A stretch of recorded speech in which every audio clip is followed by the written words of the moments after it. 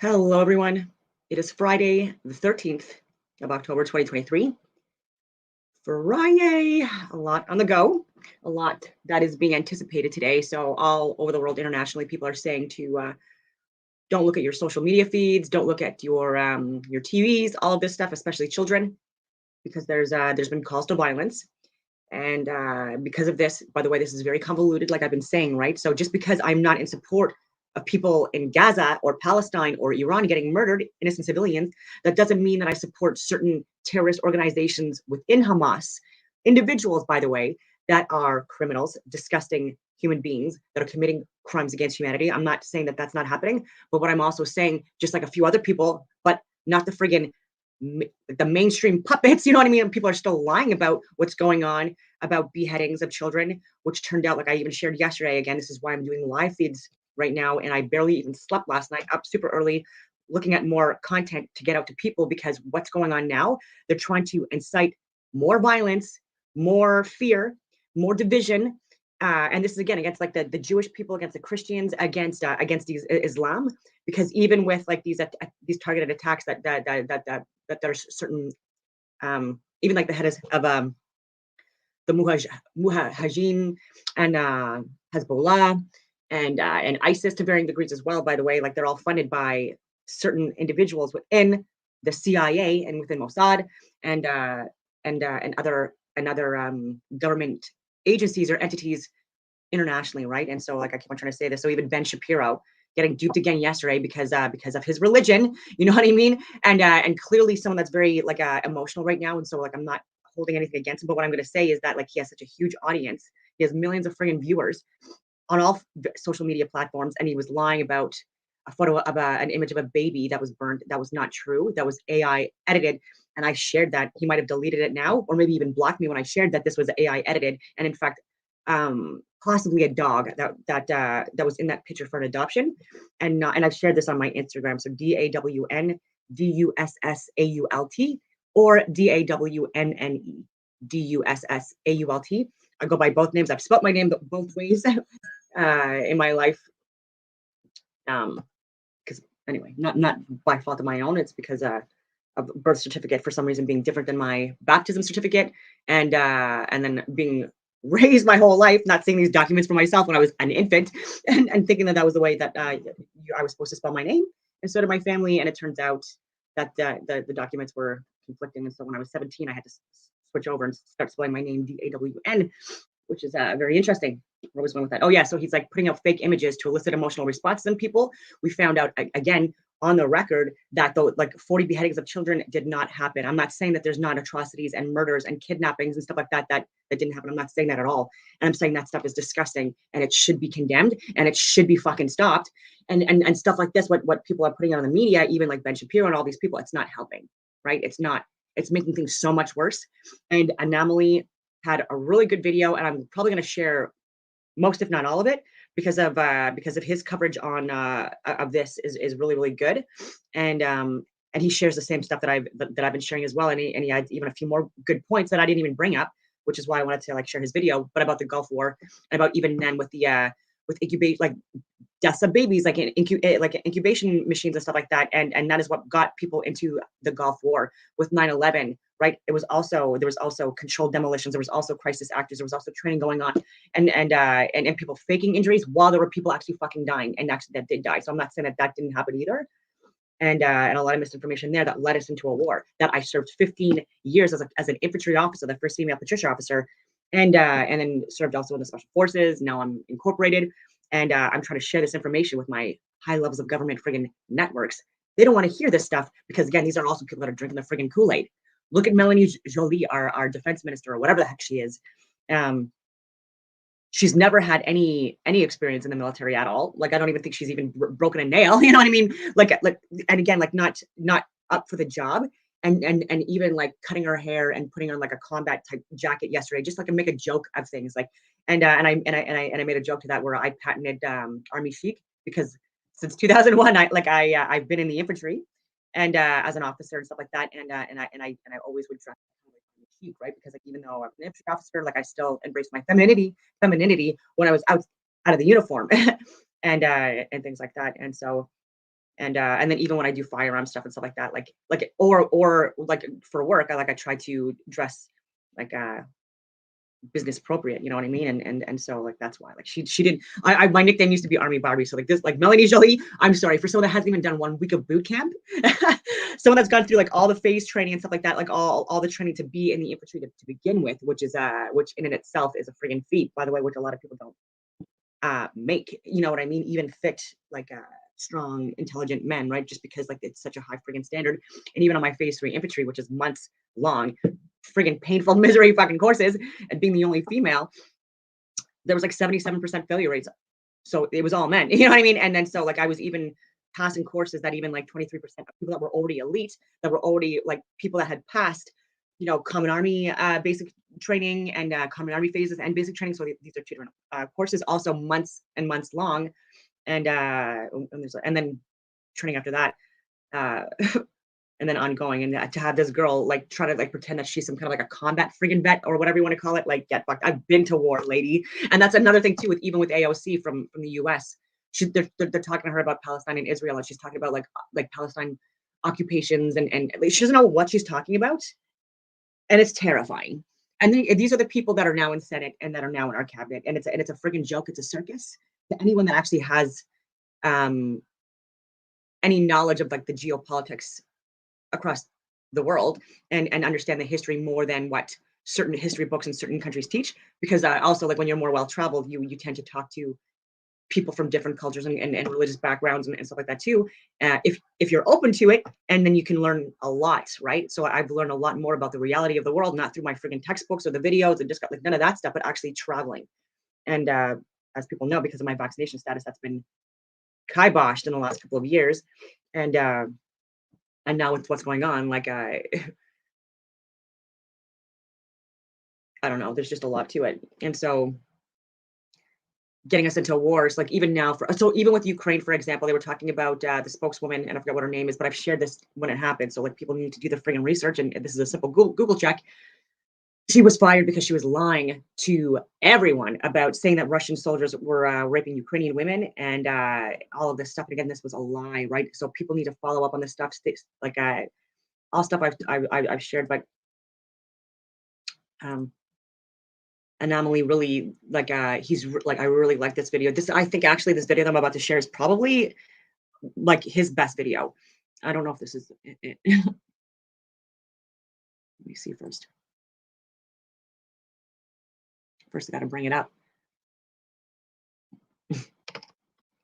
I had it up, and then I was starting to look at his cards of destiny. I know that sounds weird, but sometimes like when people are really widely known and interesting, I like to look at their birth dates and stuff like that, and their cards of destiny stuff. I know that, and his is a 10 of clubs, which is literally about teaching and education and stuff like that, and having a strong voice. And so like anyway, I just found it was interesting. So, and because a lot of people on the right now are disappointing people, I'm calling people out too. So even I think it was Dave Rubin talking about like censoring Palestinians that are protesting. These are all things that are like the hypocrisy in this, like the rules for me and not for not and like sorry, the rules for thee and not for me stuff. Like we see it, right? And I like the way he says this, because I've said this repeatedly. I'm not left or right. I'm not liberal or conservative. Like none of these things. I'm more libertarian or independent at this point. And I've been calling out a lot of BS on in all parties, right? And actually, the person that's getting it the most right with the reality of the world is the PPC with Maxime Bernier, and he's being painted as a right-wing supremacist, ironically, by people that are actually right-wing supremacists. And even within our cabinet, like Melissa Landsman and stuff like that, like people that have like a connection with Ukraine, these people are literally doubling down on like with it looks to me like that's white supremacy, because they're not understanding the entirety of the history of what's going on, like the casualties on either side, and how this is a more convoluted than people think it is. And there's another video I could share on like from Rumble, but like I don't think anyone in first world countries are even ready for that yet. But here's Anomaly. Understand, it's crazy, terrible. It's from 14 hours ago, like literally just posted this, and I think this is one of his best videos. difficult times and rough times. So I'm going to be as careful as I possibly can. But I do have an opinion and a stance that I do want to talk about. So welcome to today's show, folks. Dream Rare podcast starts right now. It's the Dream Rare podcast. I'll start with that. I'm grateful for life. I'm grateful for my family, my friends, my health. And when it comes to social media, I'm grateful that my hard work paid off and that anybody cares what I have to say and anybody supports me in any sort of way, whether it be patreon.com/rare talk. Thank you guys. Dreamrare.com shop. Anybody that's ever bought anything, watched, commented, agreed, disagreed in a respectful manner. I'm very, very grateful. And I'm one of the luckiest people on earth. And I really want to remember that this year because I've worked so hard since the time I was in my 20s that sometimes I don't necessarily let loose and have as much fun as I maybe should or could. But it's all gravy because here we are. I don't know if he's been on Sean Ryan, but it would be good if like someone like me or Anomaly went on the Sean Ryan show because he does have a certain flavor of guests, we'll say, that seem to be like just like 3D copies of each other. And I don't mean to slam the show at all. It's a great show, very interesting. And Sean Ryan, like he seems like such an open-minded, intelligent, outside the box thinker, which is why like I would rather go on a show like that than on Joe Rogan or Russell Brand or like any of these shows, because like I do feel that they are like Alex Jones with Info or stuff like that. Even though I know people personally that have been on these shows too, I would choose like a show where I legitimately think the host has like the best interest of the public and the person speaking, and not like any like agendas or anything like that on the side. And so like if Anomaly has been on the show, like I feel like that would be a friggin' good conversation too. And yeah, and I hope that these are the conversations that start getting more mainstream than the people that we currently have, because like no wonder why people are so divided, because like the people that they have in like that people think that they're so woke on either side, like even like they're still pushing like an agenda and again even And I'm very, very grateful. My life has been awesome. So thanks. On that note, I want to talk about a few things real quick, but I want to start with this George Bush quote because I never believed George Bush. I was never a Republican at the time, and I always saw through the war on terror. I wanted to help people. I obviously wanted to help innocent. I was doing an exchange, one of two cadets selected to do an exchange at West Point Military Academy when I was at RMC in my 4th year, and then I became the like the squadron commander in my like for the entire squadron like in my next semester. When I was there, they were going through the elections for Bush, and I couldn't believe they voted for him again. I could not believe it, and I didn't want to make too much of a ripple with this stuff, but like I was literally in class and stuff like that when they were like, talking about this, and everyone was so happy, and I was like, and I swear to you, like I was really, and I just like I left it, and because I had just finished phase 3 infantry training, so like that's the dismounted platoon commander training. And stuff like that. Like I was already more qualified too than like any of the men that were at West Point, even in their 4th years, because they only like know what career they're going to go into in their 4th year. And even the training that they do, it's significantly shorter, way shorter training than we get in Canada, because we're a smaller army, obviously, and we have to be literally more of a jack of all trades, and stuff like that. Whereas they have more people, so they could be like more like, I don't know, specialized, but it's not, because we're anyway. And so I had more training than everyone. They didn't even have like training to like even their 12-week initial like infantry training, because like that's stuff that they would only get after they graduate. And I was already getting like people that did not like the fact that I was like in the combat arms. And I think I was the first female combat arms officer, either at that time, like the first ever there that had gone to West Point, but I was definitely the first. Yeah, I don't know. Like I'm talking about the infantry. I shouldn't say combat arms. Like I'm saying infantry. The first infantry officer, like female, definitely from Canada, and possibly from the world. But there are some countries where women do serve in combat trades. It's few and far between, but lives and people that were oppressed. But I just had good intuition even as a youngster, and I never bought in to what they were telling us to do during the war in Iraq. And I want to revisit this quote from George Bush. George Bush said on September 20th, 2001, 9 days after 9/11, He said every nation in every region now has a decision to make. Either you are with us or you are with the terrorists, right? That's pretty much my entire teenage years. If you disagree with the war on terror, if you don't want to fight 15 different countries, you must be a terrorist. We need to spy on the terrorists. We need to go after I was in the military for a month and a half at that time. the terrorists. We need to pass the Patriot Act for the terrorists. And if you disagree, you're a terrorist, right?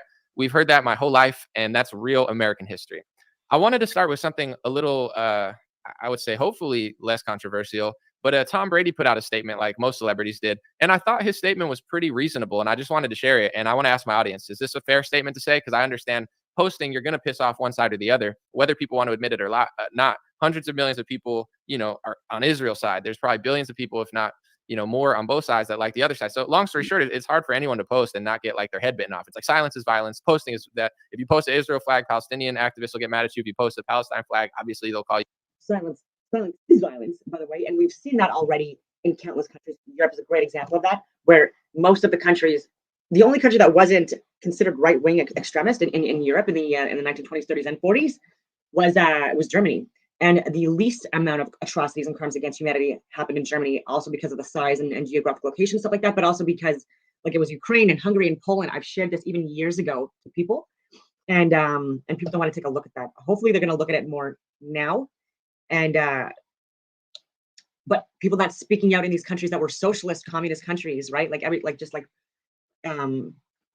This is where the most violence happens, right? And so like even within Canada, anyone that's not speaking out right now on so much shit that's going on with the censorship rules, with the even with like the we need to look at the friggin' mandates that went on and the ramifications and impact that even now and for generations to come this is going to have, and the shares and the stocks that people that were within cabinet that are resigned now or still serving, like how they benefited and profited, and then look at like the premiers and stuff like that as well, like Doug Ford with his decal business and stuff like that. Like these are all people that profited significantly for various different reasons because of serving during a pandemic. So they exploited us.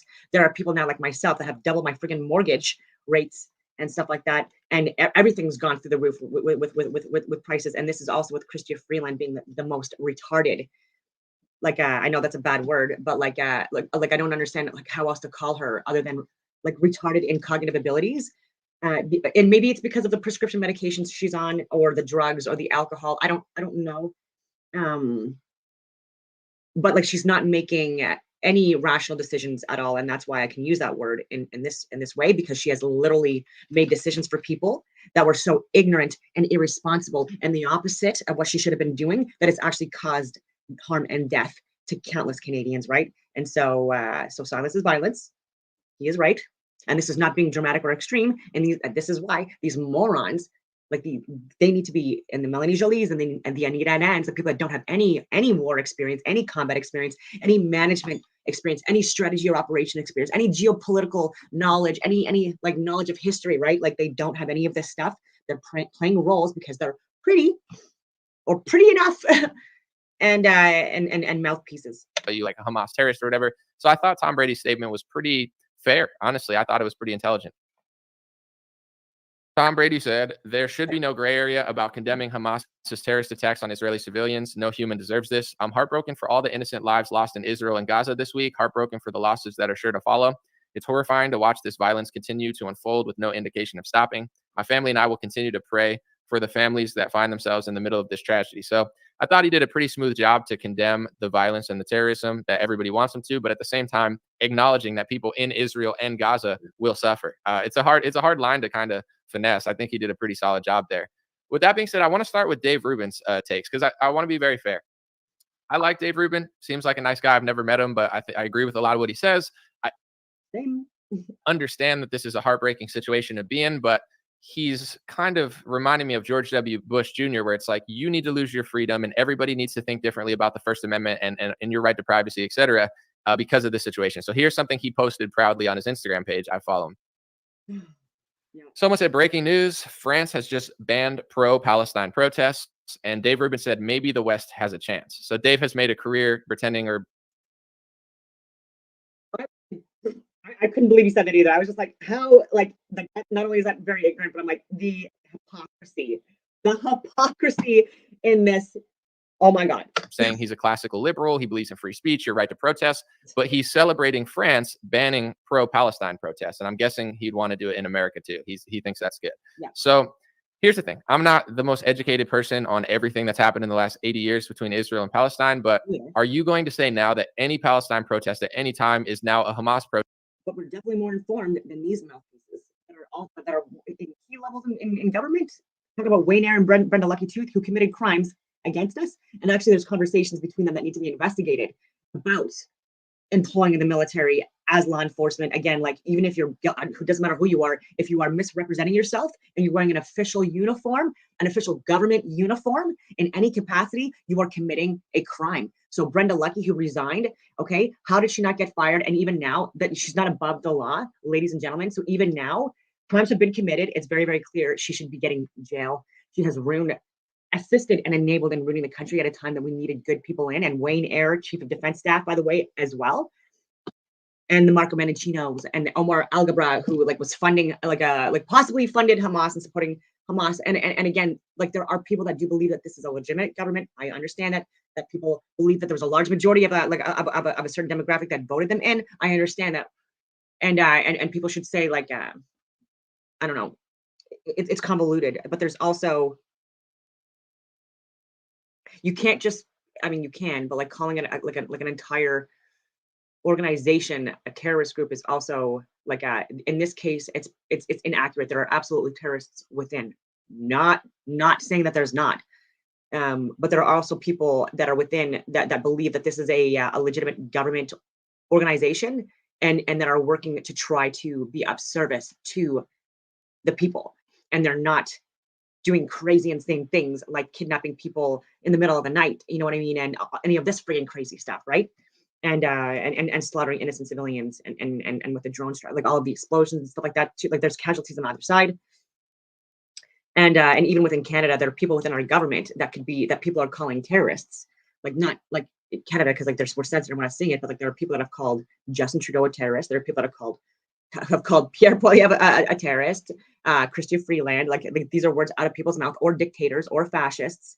And now should all of Canada be judged as a terrorist organization because we have people that are literally at the highest levels of government, people even consider Wayne Eyre a terrorist and Brenda Lucky. These are little conversations that people have outside of Canada. And I'm on Proton Plus VPN. I connect out of other countries. I've showed people before too where I can get around the censorship. Even in Canada, I deal with it, even with my line of work, and where I have to go back on the Wayback Machine, certain archive websites, and actually get data before it was altered or edited, and even that is difficult. And I'm getting people that are so ignorant in the world that these are the biggest trolls that I get, and the people that are just you're wrong, what you're doing and saying is protest. It's a terrorist protest, and that means it's violent, and everybody has to shut it down. What happened when the feds say, well, Trump supporters did something bad at the Capitol, so that means that everybody supporting Trump is a terrorist, and now that any pro-Trump, protest is terrorism? What if, someone of your religious group or any group that you're semi-ideologically aligned with does something horrific and terrible and evil, and now, you can't have a protest because of that? What do you guys think about that? People think, because I think that Joe Biden and his family is disgusting because of criminal activity that I've seen and I've shared. When people are trying to say that the laptop from Hunter Biden and stuff like that was Russian propaganda, no, it wasn't, ladies and gentlemen. Yet again, and even with his daughter with that diary, that was not propaganda. That was an actual thing. He was having showers with his daughter when she was 13 years old. More stuff coming out, human trafficking, drug trafficking. He was against homosexuals. I shared this too, slamming them.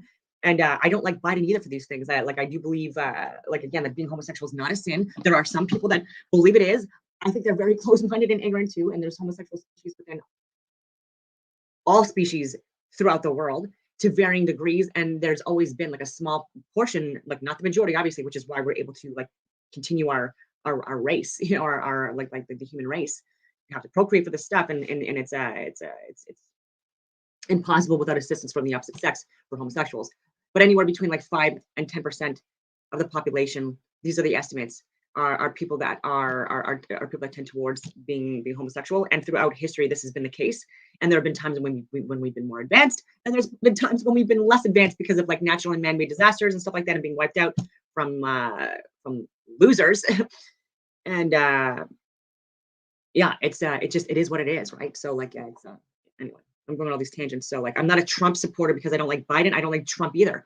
And I've already said this even years ago on the record. He was better. He was a better option than Hillary because of his platform, especially economically and with the war stuff at the time. But I was even calling him out of like the space agency and stuff like that. That he was like that he like announced like officially, you know what I mean? Like when he was in it, like I'm like that's BS. Like there's no friggin' need for a space force when we're on a flat plane of inertia with a friggin' dome above, right? And I don't care what anyone says, that's a fact. I'll get into more proof of that after this. But I'm rambling on and yeah, and so like people are like so close-minded now that they think that like if someone has a point or an opinion on one thing, it means that like it's the opposite. Like if they don't like that, it means that they like this. It's hard to explain, but like This statement. Do you think that the West should shut down all pro-Palestine protests because they're all terroristic? Or do you think that Dave Rubin is being a hypocrite and he doesn't actually believe in the First Amendment? He believes in it for everything except for one topic. He now all of a sudden thinks that any protest in that category needs to be shut down. When it comes to Ben Shapiro, he said something. I'm not going to rephrase it completely, but he said there's only two reasons to not believe the pictures and the stories coming in. There's only two reasons. He said, one, you don't understand how brutal Hamas is. Hamas is brutal, and you're so naive.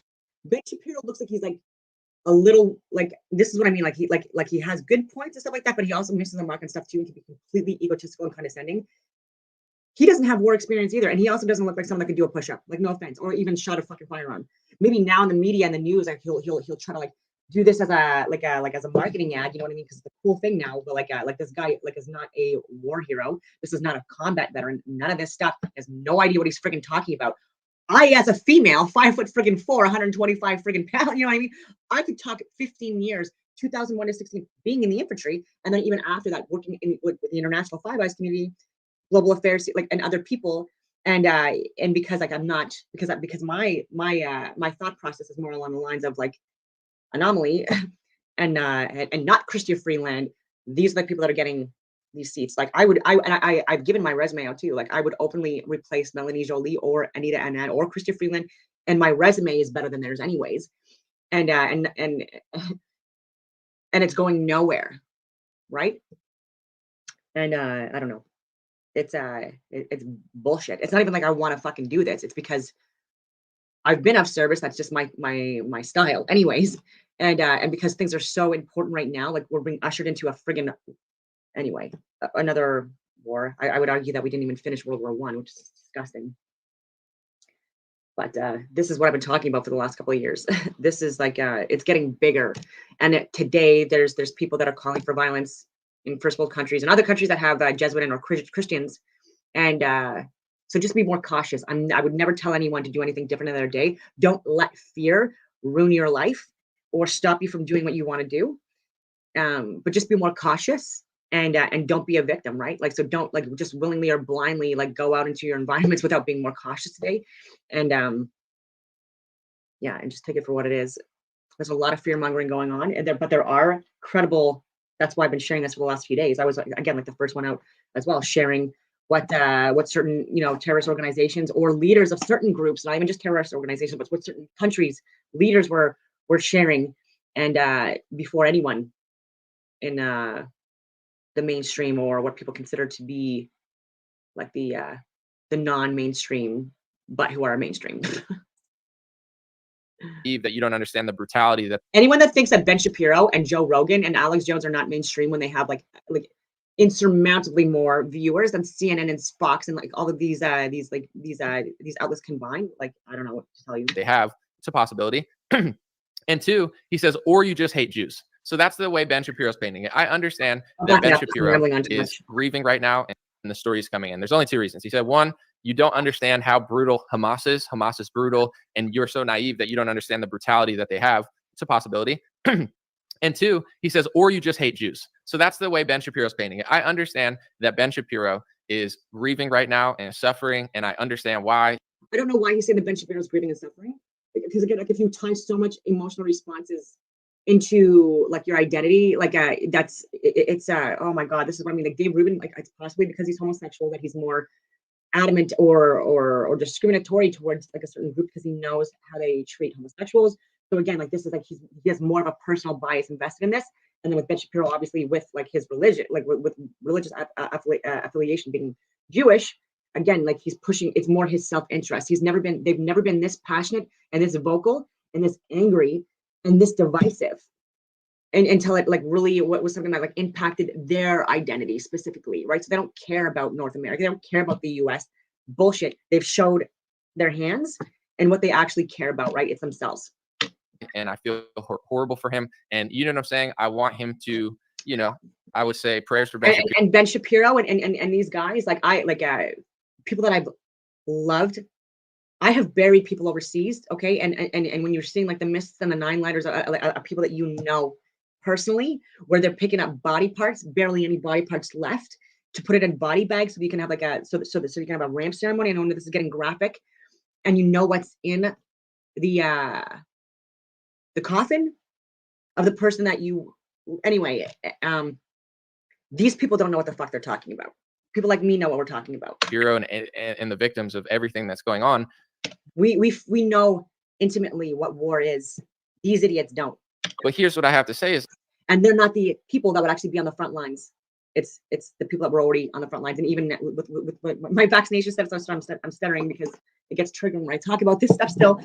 But I like even with the Afghanistan pullout, I offered to be on the ground. There were people that had like air assets and stuff like that from here that were going for medical evacuations and stuff like that too. And I was giving them essentially combat estimates about like the situation on the ground and in other countries and stuff like that. And because of my vaccine status, they were saying like I was refused to go. So again, with money and stuff like that, someone that was literally putting myself out there, and I was saying because of my age, with like the risk of pregnancy, like fertility issues, and I was right, by the way, and or like even contracting COVID through the therapeutic, and then possibly getting sick, and then not even being able to deploy for so many different reasons, or getting one of the many side effects, and they didn't accept that. And then so even with what's going on with Ukraine and Russia, there's literally people that I know personally that even, or people that are veterans from Patricia's that have died and or gone over to assist.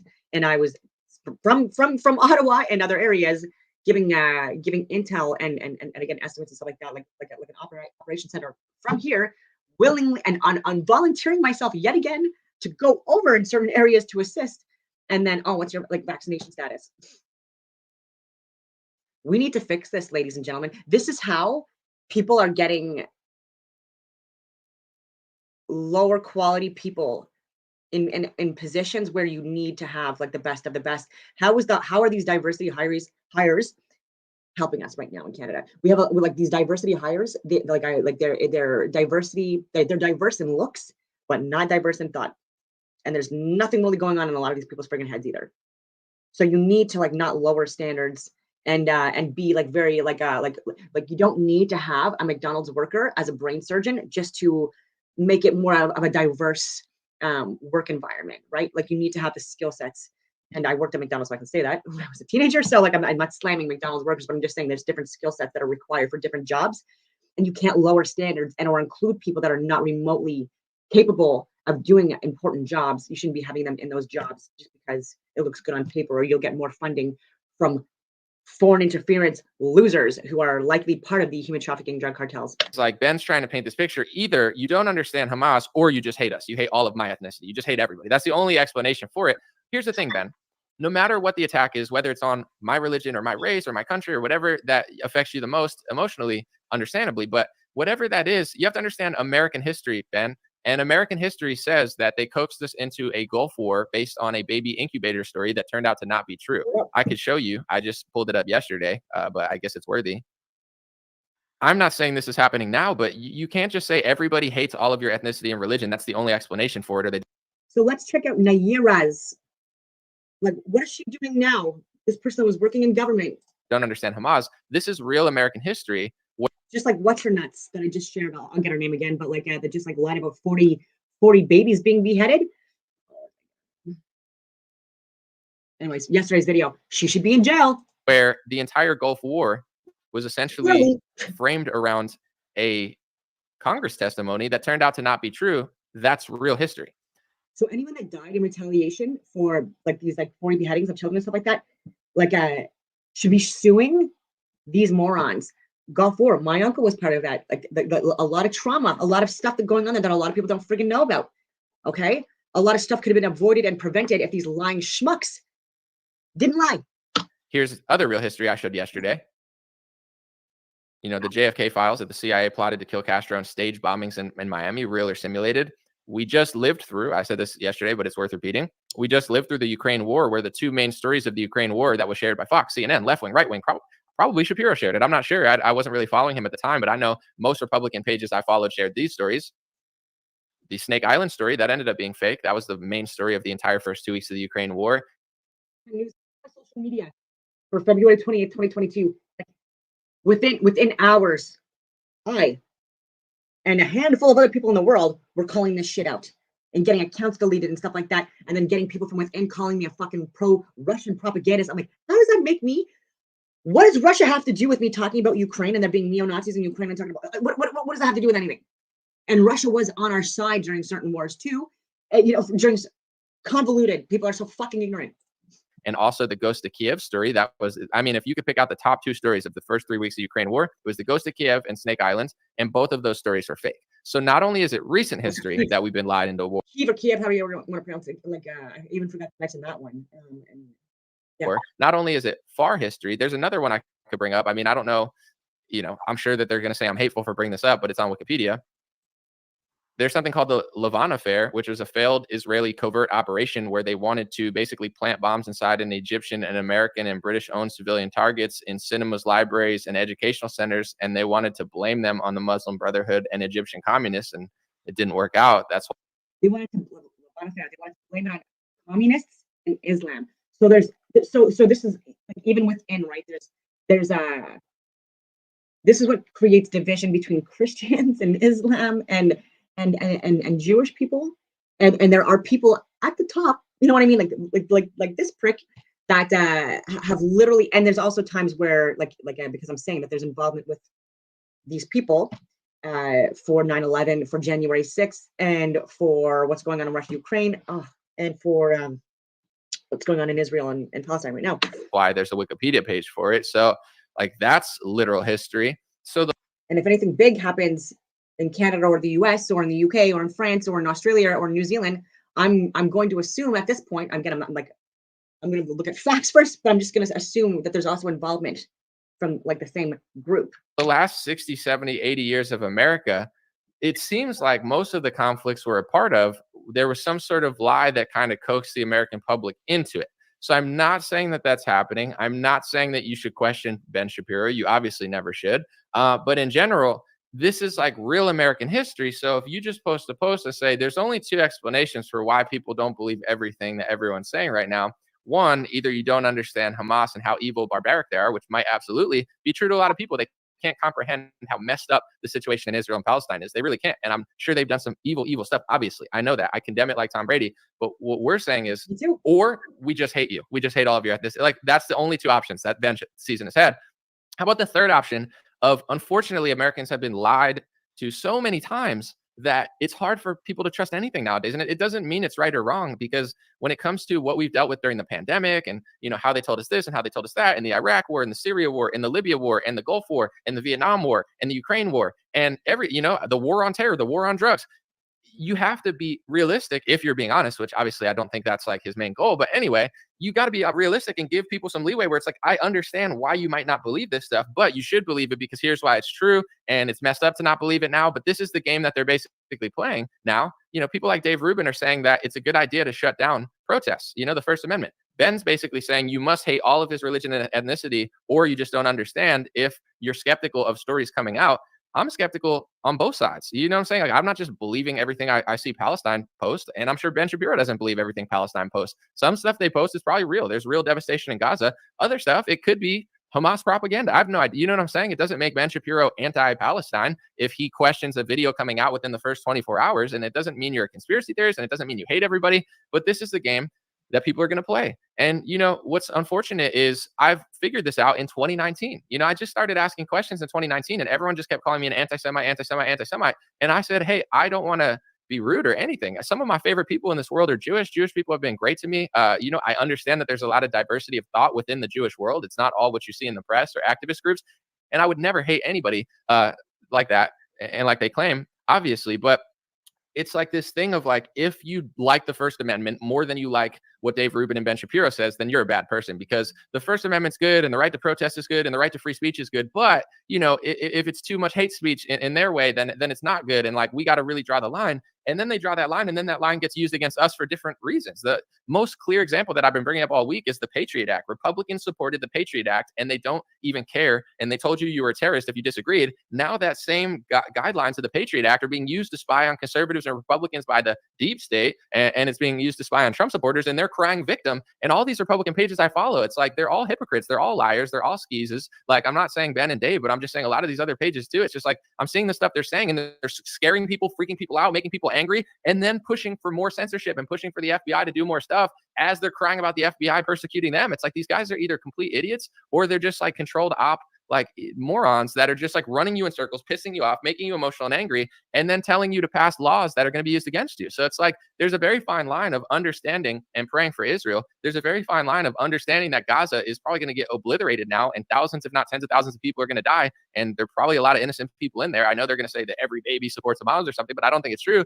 The adults, maybe. I'm sure there's even some messed up kids there. But at the same time, it's like, it's human to not want humans to die on either side. It doesn't make you a bad person like they're trying to paint it. Understanding that, like, this is a very complex situation. You have an ethnic group over here, an ethnic group over here, and neither one of them wants to leave, and neither one of them wants to give up ground. And it's like, it sucks. A lot of normal people are just stressed out. They don't even want to open social media. They're getting yelled at. It's like brutal imagery and stuff. And in general, it's like, we can show love for the innocent. We can support our allied countries. But if that comes at the expense of the Constitution, then it's, for American citizens, it seems like not a good idea. But in America, what I've learned on the Republican side, especially, you don't matter. Like, I don't matter. My amendments don't matter. My Constitution doesn't matter. It's all a facade. They just pretend like it does. They pretend like they're fighting the left or whatever. But in reality, whenever they pass speech laws that go against my First Amendment and I talk about it, the press, including the right-wing press, will just call me anti-Semitic. They say, he's anti-Semitic. He's anti-Semitic. That's all they say. It's like, Ben Shapiro will say, I love Israel. And I'll be like, okay. And there's videos of Ben Shapiro explaining that the reason he got into politics is because of Israel.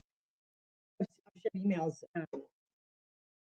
The amount of emails with data, hard friggin' data, that I've given to like tip lines to like every single social media platform, basically within Canada and the US or internationally, to try to get this information out and nothing back. And even offering to do like the course packages that I was teaching to the higher levels of government within Canada, to teach with them to the media for media to have the awareness, because they also like deploy whenever there's natural or man-made disasters. And they're getting it wrong, and they're actually causing wars and enabling them and further escalations and divisions and they're causing protests, and they're causing people to be up, like all of this stuff, and they're lying about things that are getting us involved in proxy wars and stuff like that.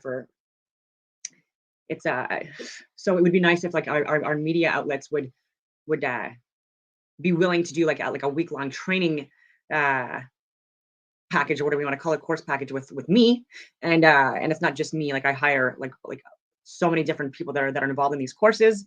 Again, it can be tailor-made to people, but it's to show them, like the fucking reality of the world, and even like what to do, like pre-deployment, post-deployment, stuff like that, and like even like for like conduct effort capture stuff. They're interested in that because of the kidnappings and stuff like that have been going on, and even stuff a few years ago, I was putting into the course packages, and so I think the media, like if they're, especially because they're government funded, and if they want to lie or not, like 70% or whatever of the funding is our taxpayers' dollars, so they are actually betrothed to us, or whatever you want to call it. They are actually like obligated to be of service to us and get this training. So. And then I could show them the reality of the friggin' world a little bit. Like, again, it would take a week. There'd be a theoretical and a practical portion to it, and train as you fight. So then I'd be putting them in realistic type scenarios and situations where it would be very similar to what they'd be experiencing in natural and or man-made environments. And the reason that he's loyal to America is because of Israel. You can watch the clips of that, and see exactly what he said. But if I repeat what Ben said, then the press will say I'm anti-Semitic, because it's an anti-Semitic speech hate crime or whatever violation of the hate speech laws that you say that anybody in America has loyalty to Israel, even though Ben obviously like loves that country, but you're not allowed to say it. So it's like, basically, we don't matter. You know what I'm saying? We just repeat George Bush era propaganda, and everybody who disagrees with the terrorists, Dave Rubin wants to get rid of protests, and that's totally fine. Ben Shapiro is totally fine with speech policing when it comes to certain topics. And if you have an opinion as an American citizen who respects the First Amendment, you will be called a hate monger, and eventually they'll probably call you a terrorist sympathizer. And eventually, like a lot of conservatives are finding out now, they'll probably just call you a straight up terrorist. And then they'll use things like the Patriot Act that they used under the guise of fighting for freedom and fighting against Muslims in the Middle East. They'll use that same Patriot Act against you, but you're not allowed. So someone like Anomaly, he's getting himself out there because this information is important and it actually does save lives if people do consider this stuff, and or it makes people have like more informed, better decisions moving forward.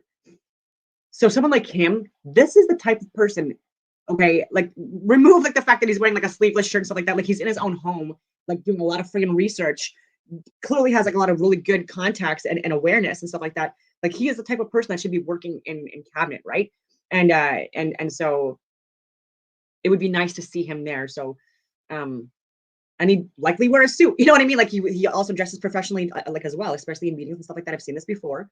And so so even myself, like I do present myself on social media, like obviously like in a non-professional way, but in a professional but when I'm working professionally, like it's business, right? And I'm a Capricorn, so it's almost all business. To disagree and realize patterns that have happened over the last 20 years, because Ben and Dave, you know, they'll probably freak out at you. So it's like, I'm just observing all this. I haven't even dated in years, or like I've had like no intimate relationships, like nothing, because it's been like every day has been Groundhog Day, and with this stuff going on.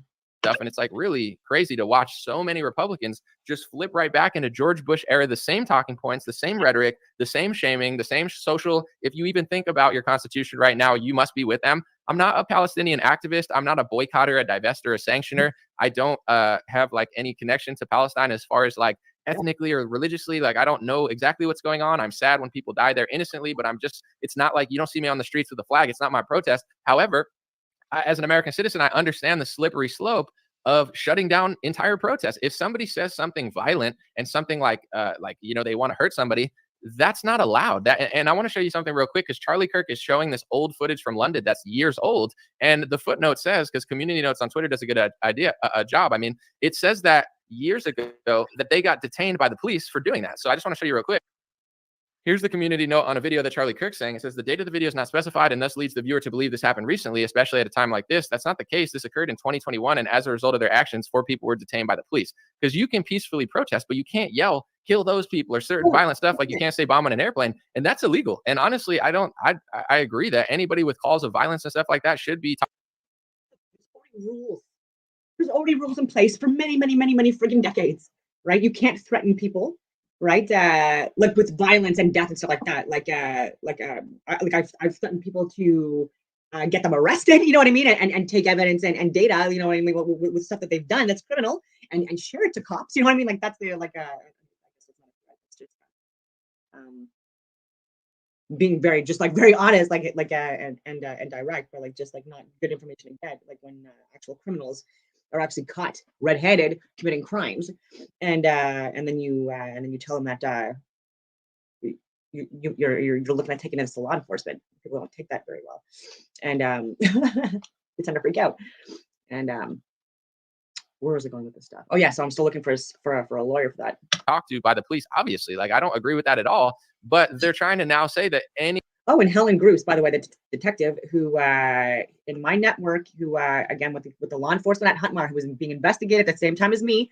I haven't done anything criminal, by the way, just to be clear. People, I was like, they were looking at my stuff because of my voting preferences or where I was going or what I was posting, and then what I was like I already said what I was sharing, but like even within my network, though, like especially just like around the Freedom Convoy time, communicating with like law enforcement, parliamentary protective services, and stuff like that, like my I was flagged, and but like again, like I wasn't doing anything criminal, so like nothing happened with it. But with Helen, she had like an open trial, like just like in friggin' August. I went in and saw as much of it as I could before I had to leave for a work and family thing in another friggin' province. And I just like I made a comment on social media because she's back in the media with this, and I really hope that she gets wide publicity. But I said that she's a hero and national treasure. And like from like last I saw today, like I got over like 123 likes to that comment. And so she's another person too that like completely just like she was like suspended and I think there was more too, and like they're looking at charging her all of this stuff because she was sharing information to her supervisors who are not even remotely as competent or qualified as her, because like the work that I've done with her is like higher level stuff than the stuff that she was doing with her detective work. And that's how I knew her from years ago with these courses, and also I was the coordinator for the courses as well, and used Huntmar Prison in the friggin' scenarios and stuff like that too. And so yeah, like I hope that she gets promoted out of this, and she was investigating stuff, rightfully so. And where I say that there's there's a small percentage of the population that can think critically or not get that peer pressure or that group think or that Universe 25 Stanford prison experiment, like the people that are not sucked into that stuff. She's one of those people, right? And these are the people that I hire for like the courses that I provide and stuff like that. The people that will not just blindly sit by, or more often than not would not blindly sit by and just allow things to happen just because of being like in like that the hive mind or whatever you want to call it, with George Floyd and Derek Chauvin for like almost 9 friggin' minutes.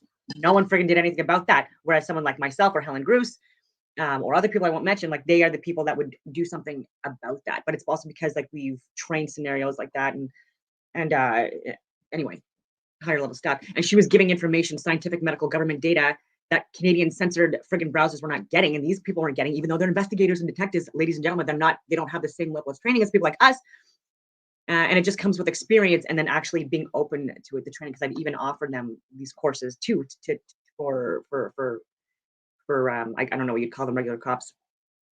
And yeah.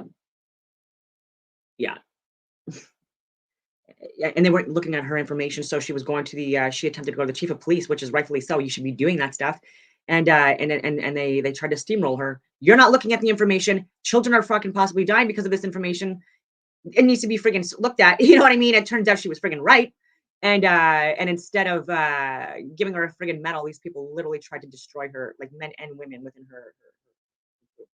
And it's just disgusting. Even people that she supported and were helping, like that helped a lot in her career, oh my god, they turned their back on her and actually became the enemy and went after her, just like with me. And so like I understand what she's going through to a certain degree, and I hope that this all turns out in her favor and that she ends up being in cabinet in some kind of a position that replaces one of these fuck nuts that's in, like Vera Etches, moron, Patty Hajdu, these fucking morons, Kathleen Wynne, Elizabeth May, Chrystia Freeland, Anita Anand, like Melanie Jolie, like all these fucking morons.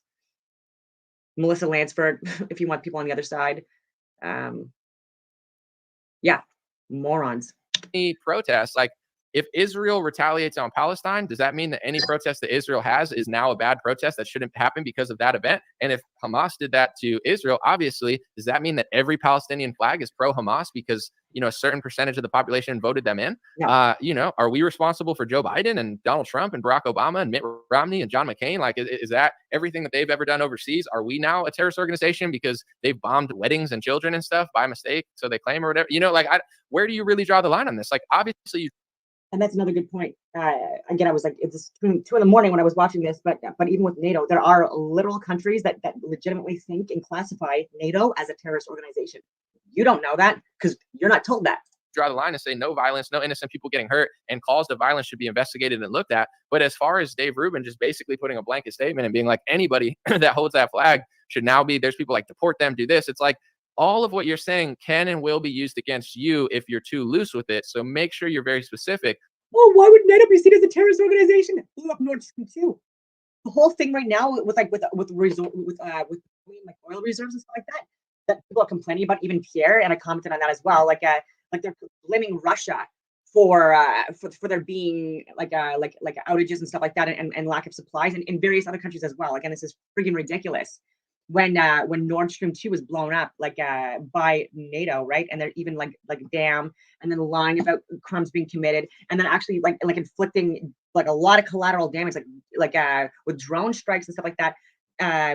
in places that they had no business being because we were lied to about why we were there and stuff like that. And there's more. So yes, like people think that NATO is a terrorist organization because of so many different reasons. Even recently, even like with like the lies about Snake Island and the Ghost of Kiev and all this stuff, people consider that to be like just propaganda from a terrorist organization. Because when you say now the government can spy on terrorists and Muslims and this and that, like they did during the George Bush era, now the deep state, quote unquote, that the Republicans fear so much or they're so mad at, they've now shifted their blame in many ways from the Islamic terrorists to the Trump supporters, to the conservatives, to the people like Dave Rubin that are speaking out against like liberal norms. And, you know, they're using a lot of the bills that they passed during the Bush era to persecute and prosecute and do other things to conservatives. So I just, you know, it's like, is there room for compassion, love, but understanding that even if someone's like, there's people on Twitter questioning things that I'm not questioning. There's people on Twitter saying things that I'm not saying. And honestly, I disagree with some of the things. And if I disagree with it, I use my free speech to disagree with it. But at the same time, I do understand as an American citizen why people are so confused. We just lived through the Snake Island and Ghost of Kiev war propaganda. We just lived through babies in incubators war propaganda. We just lived through 4 years of them saying that if you voted for Donald Trump, you work for Putin. And if you don't want to start a war in Ukraine, then you're Russian. Like we've lived through this literally just now. So nobody's really like, not that many people are buying it because it's like, listen, you can be sad, you could be upset, you could want your country or that country to retaliate, but you can't just shame American citizens into being skeptical of a situation that's going to change the entire landscape of our country and the world when we already did that for 20 years with the Middle East wars in Iraq, Afghanistan, et cetera. And I would say the popularity rate of what George Bush did is now extremely low from what it used to be as time went on and narratives unfolded. So, you know, it's like, it's really sad to me to see so many Republicans playing this game. But I knew that they would do this because in 2019, when I said, hey, I like Donald Trump, but I don't know that you should pass a bill that says that you can't protest or speak on a college campus or, you know, that's like a really fine line. You know, you get the press comes down on you and the right wing media tries to blacklist you. You're only really allowed to be in certain spots if you just ignore it completely or play that game. And it's really, really sad to see because it's not a good precedent to set. And it's one of those things in America. I've learned this years ago, even when things weren't as tense. I know they've always been tense in the Middle East, but it's easy to criticize America. I mean, it's the reason why LeBron James criticizes America. We all criticize America in the influencer world because America is easy to criticize. They don't really do that much. I mean, they might not like it if you talk about what they're doing, but America as a country does have freedom of like, you are allowed to criticize the American government. In America, you know, a lot of Republicans criticize China because they don't live in China. But, you know, LeBron James and what's his name, John Cena, don't criticize China because China has over 1 billion people and they want to make that Chinese money. You know what I'm saying? A lot of golfers won't criticize Saudi Arabia because Saudi Arabia bought Live Golf and they're paying them more than the PGA. And at the end of the day, if you don't have and that makes them fucking sellouts. Any problem with China or Saudi Arabia, there's really no reason to criticize them if you don't know that much and you're not political because it's like, why would you want to beef with the whole world? Like most people don't beef, you don't have to fuck with them. Just want to be good in every hood, so they don't really say anything, and I understand it. But when it comes to politics, I'll tell you, as someone that has always been thoughtful, as someone that has always been as respectful as I can be, as somebody that always tries to understand the situation, as somebody that loves so many Jewish people in this world that have been great to me, my friends, some of my closest friends are Jewish. There is no country like Israel that is hard to criticize in America. It's the hardest one to criticize in America. And even if you compliment Israel, they still get mad at you. If I say Israel's doing a great job, they still get mad if I challenge any sort of narrative because that it's like it's harder in America to speak positively and accurately about Israel than it is to like deeply criticize our own government. So I went to RMC and my ex from RMC, his father was a military attaché diplomat. And he actually lived in Israel for a number of years when he was going through school and elementary and high school, like for several years. And so interesting discussions around Israel and stuff like that, and what he lived through and others, and then also other people from RMC that even were Hebrew and spoke Hebrew, and then just really good conversations with them as well. Even Patricia's, even someone that I served with, deployed with. We were in different battalions. But even when I was doing the course officer stuff and other stuff in Gagetown, like we were like in the same company. And yeah, like they have laws on the record. They have speech regulations that Trump, DeSantis, and both parties are pushing through that has a list of what it means to be hateful. And half of them are about, you know, Jewish people, and the other half are about Israel. You know, if you're a Jewish American who wants to say something about Israel, there's a hate speech law that Trump and DeSantis are passing slowly through legislation to almost make it a violation of some sort. You know, it's hard to really go against the First Amendment, so it's like being weaved in, but it's like you can't even be a Jewish American with the First Amendment because half the laws are about a foreign country that you just have to agree with everything they say or do. So I'm just saying, I've never said Israel doesn't have the right to exist. I think they do. Who am I to tell you to exist or not? I'm not a Palestinian activist. I'm not an Islamic person with like deep ties to Palestine. I'm just being honest. And when it comes to Israel, I've heard it's a great place to be. There's a lot of great people from there. I have no hate in my heart. In fact, some of my friends who travel, they say it's one of the most fun places to go when it's at peacetime or semi-peacetime, because I know it's never fully peace over there. But I have nothing but love for that country. And yet, constantly, the hardest country to talk about in any form, no matter how respectful and honest, is that country in America. In America and in Canada as well. Can't talk about it. And I think an anomaly already alluded to it. But there's going to be no solving this where anyone is going to be happy about it, right? There's going to we need to figure it out, and it needs to be getting people to the table, and where there's give and take to various different religions and or cultures, right? And so it shouldn't just be, in my humble opinion, just one religious group that's able to have access to sacred land, what's considered to be sacred land, in order to pray, celebrate, conduct ceremonies and stuff like that. Like no other human has a right to not allow people to do that. Okay, so that's freaking frustrating. Okay, that's why there's accords and agreements and stuff like that that need to be upheld. Okay, and then having like good security and defense. This is why I'm also like a proponent, and I say, and I've said this for friggin' years, we should not be defunding the military and the police ever. They're still needed, because even for like a show of force or a hard target, for supposed to be anyway, needed, and they need to be well trained and good at their friggin' jobs. You know what I mean? Because because life happens, especially now. Like you're never gonna get a perfect solution, but you shouldn't be like completely even within Canada, like there's different religious groups, right? And there should be the freedom for people of various different religions to have access to places that are legitimately considered to be like sacred or of meaning or of value to these people to pay respects and stuff like that. And there have been people that have occupied lands and colonized lands and taken over friggin' lands all over the friggin' world since its existence, right? There's been times where we've been more advanced, like I've said, and then more remote and living in more austere conditions, and we've been more fight or flight and more aggressive and and less evolved. And I'm arguing now that we're becoming less evolved, unfortunately, de-evolving, because we're getting lied to on a regular basis. And when you're getting lied to even about the reality of the world, you're not able to make proper decisions that make it a better place. I'm going on all these tangents. America. So I'm not shocked at what's going on and the things that people are saying, because once I figured out that a lot of Republicans didn't actually like the First Amendment, and they would be willing to, call you names and do the same thing the left does. Like, if you don't like George Floyd riots, you're a racist. That's what the left says. If you don't like George Floyd, you must be a racist. The same thing happens on the right with this topic. So it's not, some people are like shocked and they're like, why does this feel like we're reliving the George Bush war era? And it's like, I'm not shocked. I figured this out in 2019. And to be honest, I'm at peace with it now, because at a certain point, I've done videos about it. I've talked about it. And the risk reward of talking about this type of stuff, it's not there. The reward is like nothing. Everyone gets mad at you. Republicans don't want to hear it. They can't believe it because they're tangled up in the stupid propaganda that everybody else is sharing. 90% of these Republican influencers are just like goofy talking heads that just are looping you going nowhere. They say the same 5 things. They're pissed off and they're not even telling you the truth half the time. So it's like the risk reward's not there. I risk everything.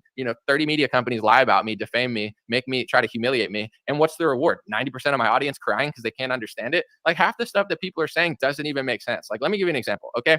I'm in no way, shape, or form an Iranian sympathizer. I love America. Iran, I have really no connection to. I know there's 70 million plus people there, and most people. And I love Canada, obviously. I hope that's clear. Well, they were probably good people. Their government, from what I've heard, I have a lot of friends from Iran. Americans that leave Iran usually like America and don't like Iran. So I've only heard, criticisms of their government in America and have no reason to like them at all. What I will say, though, is the narrative in Republican circles this week has been that Biden gave $6 billion to Iran, and that's why Israel got attacked. Here's the stupidest thing, okay? As somebody that doesn't even like Iran or the government there at all, Iran has over $1 trillion. You think they need a $6 billion? Like, they have no money. They're just sitting there broke, desperately looking for money, and Biden gives them money and they quick just fund it. Guys, they have over $1 trillion, like lots of money. They don't, $6 billion is not going to make or break. It's like pennies to you. So you think that because Dan Bongino and a bunch of these other I don't know. Like, I know I've said that there were sanctions and stuff like that. Like, they were lifted. That doesn't mean that they were given the money and stuff like that. I'm not going to sit here and say that $5 to $7 billion is chump change by any means, and or that people wouldn't want to retaliate because of those funds, because that is a lot of money in my humble opinion. might be bitter or salty because they haven't been given access to that money and they want it, right? Like, and so this could also be reasons to retaliate. But I will also say that there are likely people from Mossad and CIA and stuff like that, and I've shared involvement of them in other wars before as well, where they were like pushing like drugs and stuff like that as well in order to fund these wars as well. Incredible stuff, and likely involved in this as well. And this is stuff that's going to come out more and more with people on the ground that are actually able to get this stuff leaked to people like me, so I can give it to you until I get hired as Anita Anand's or Melanie Jolie's friggin' replacement.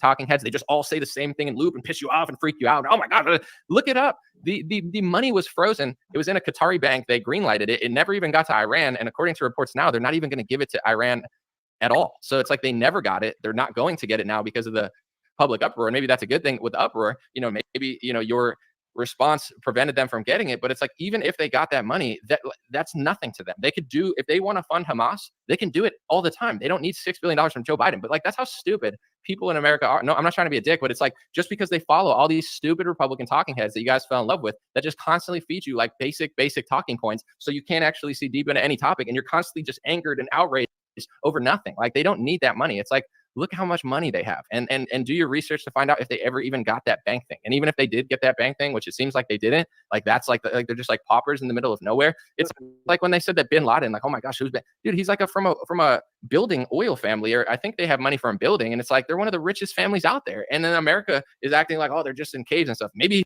he's hiding in a cave, but he's probably hiding in a mansion because he's one of the richest people from that region. But they painted that. And I'm not saying that makes them good. It obviously doesn't. I'm just saying, like, everybody in the Republican Party, it's basically just like a stupid echo chamber where they just say the opposite of the left. And the more you start to realize on topics like this, it's basically just a dead end where it's like, here, let's just scramble these people's brains, piss them off, sell them Trump merch or whatever, and then they'll never actually figure anything out. And then we have them right where we want them. That's how I was seeing as well, there were certain religious groups and or cultural like countries that were celebrating like Jewish people and Christians, by the way. Like, so like people are assuming that it was just like Jewish people that were killed because it was Israel.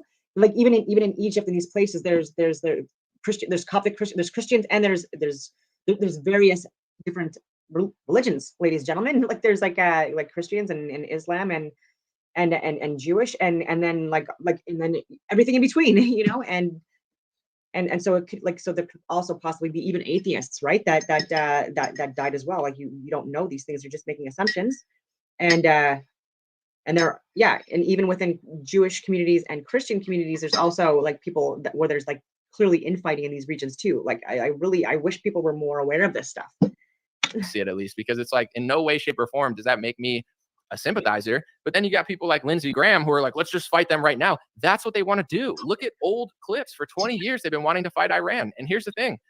The world is complex. I don't run the show. My opinion doesn't matter. Nobody's going to listen to me, whether it's America, Israel, whatever. And it's probably better that way. I don't want them to listen to me, but I'm just saying in general, China, Iran, Russia, a lot of the world, like, is that a fight we want to take on because Lindsey Graham has no kids and he's like a bloodthirsty psychopath? You know what I'm saying? Like, we're going to fight Iran over Palestine and Israel.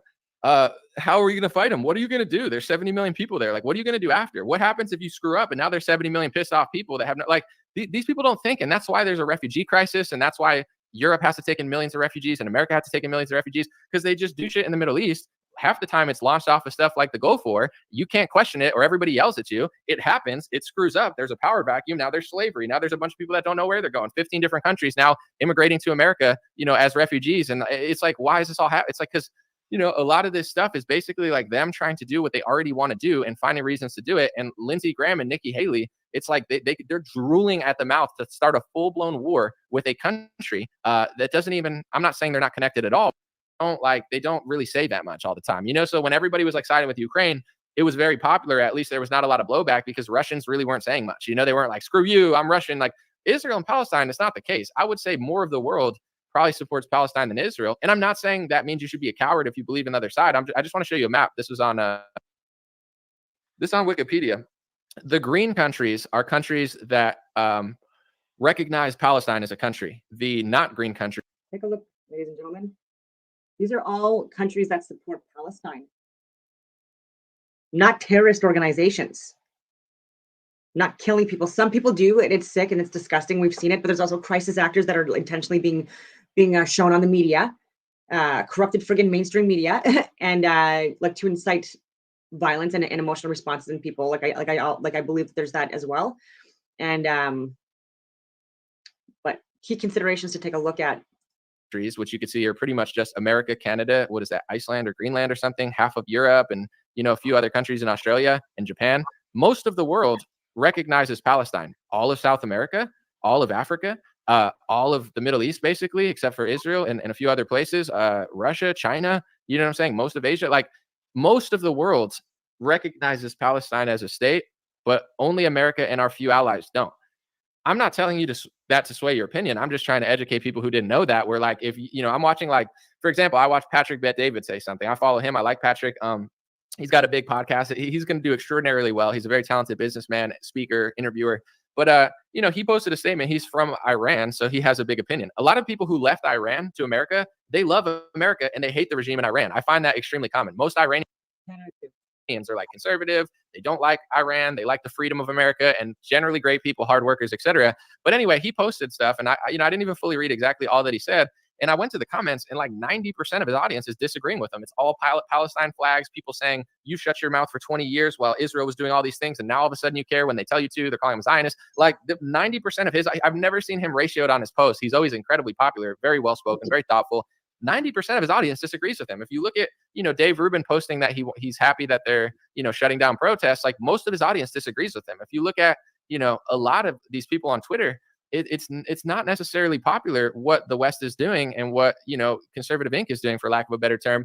And that I'm not telling people not to do it if you believe in it. Like if Patrick has a deep connection to that region and he wants to share his story of Iran and how they're working with this and that, there's nothing wrong with it. That's his story. That's his opinion. I respect somebody who says what they believe rather than someone who doesn't. On that note, though, like we have to understand, like it's not the Ukraine and Russia war. Like Russians obviously have a lot of power militarily, but in the world and media and stuff, they really don't. And when it comes to Israel, Palestine, it kind of almost like transcends space and time, where you have like queers for Palestine, and it's like you're a queer for Palestine, you're BLM for Hamas. Like it's getting weird as shit, where everyone's like, what the hell? And then I see like why he's saying that, like I shared that as well. It's funny, like I said, queers for Palestine is like saying like for KFC, because like there are people like within like certain like Islam, like that believe that homosexuality is being queer is a sin, and they actually do behead people and stone people, like they kill people for that, right? Like that's what was going on in Afghanistan. Like there were like entire like areas that were like wiped out if you were considered to be like homosexual, or you know what I mean, and or like a woman going to school, a kid going to school. Like these were like you would die for these things, right? And so that's why more like Canadian soldiers, like we weren't going over to destroy anything. We were actually going over to places to try to help.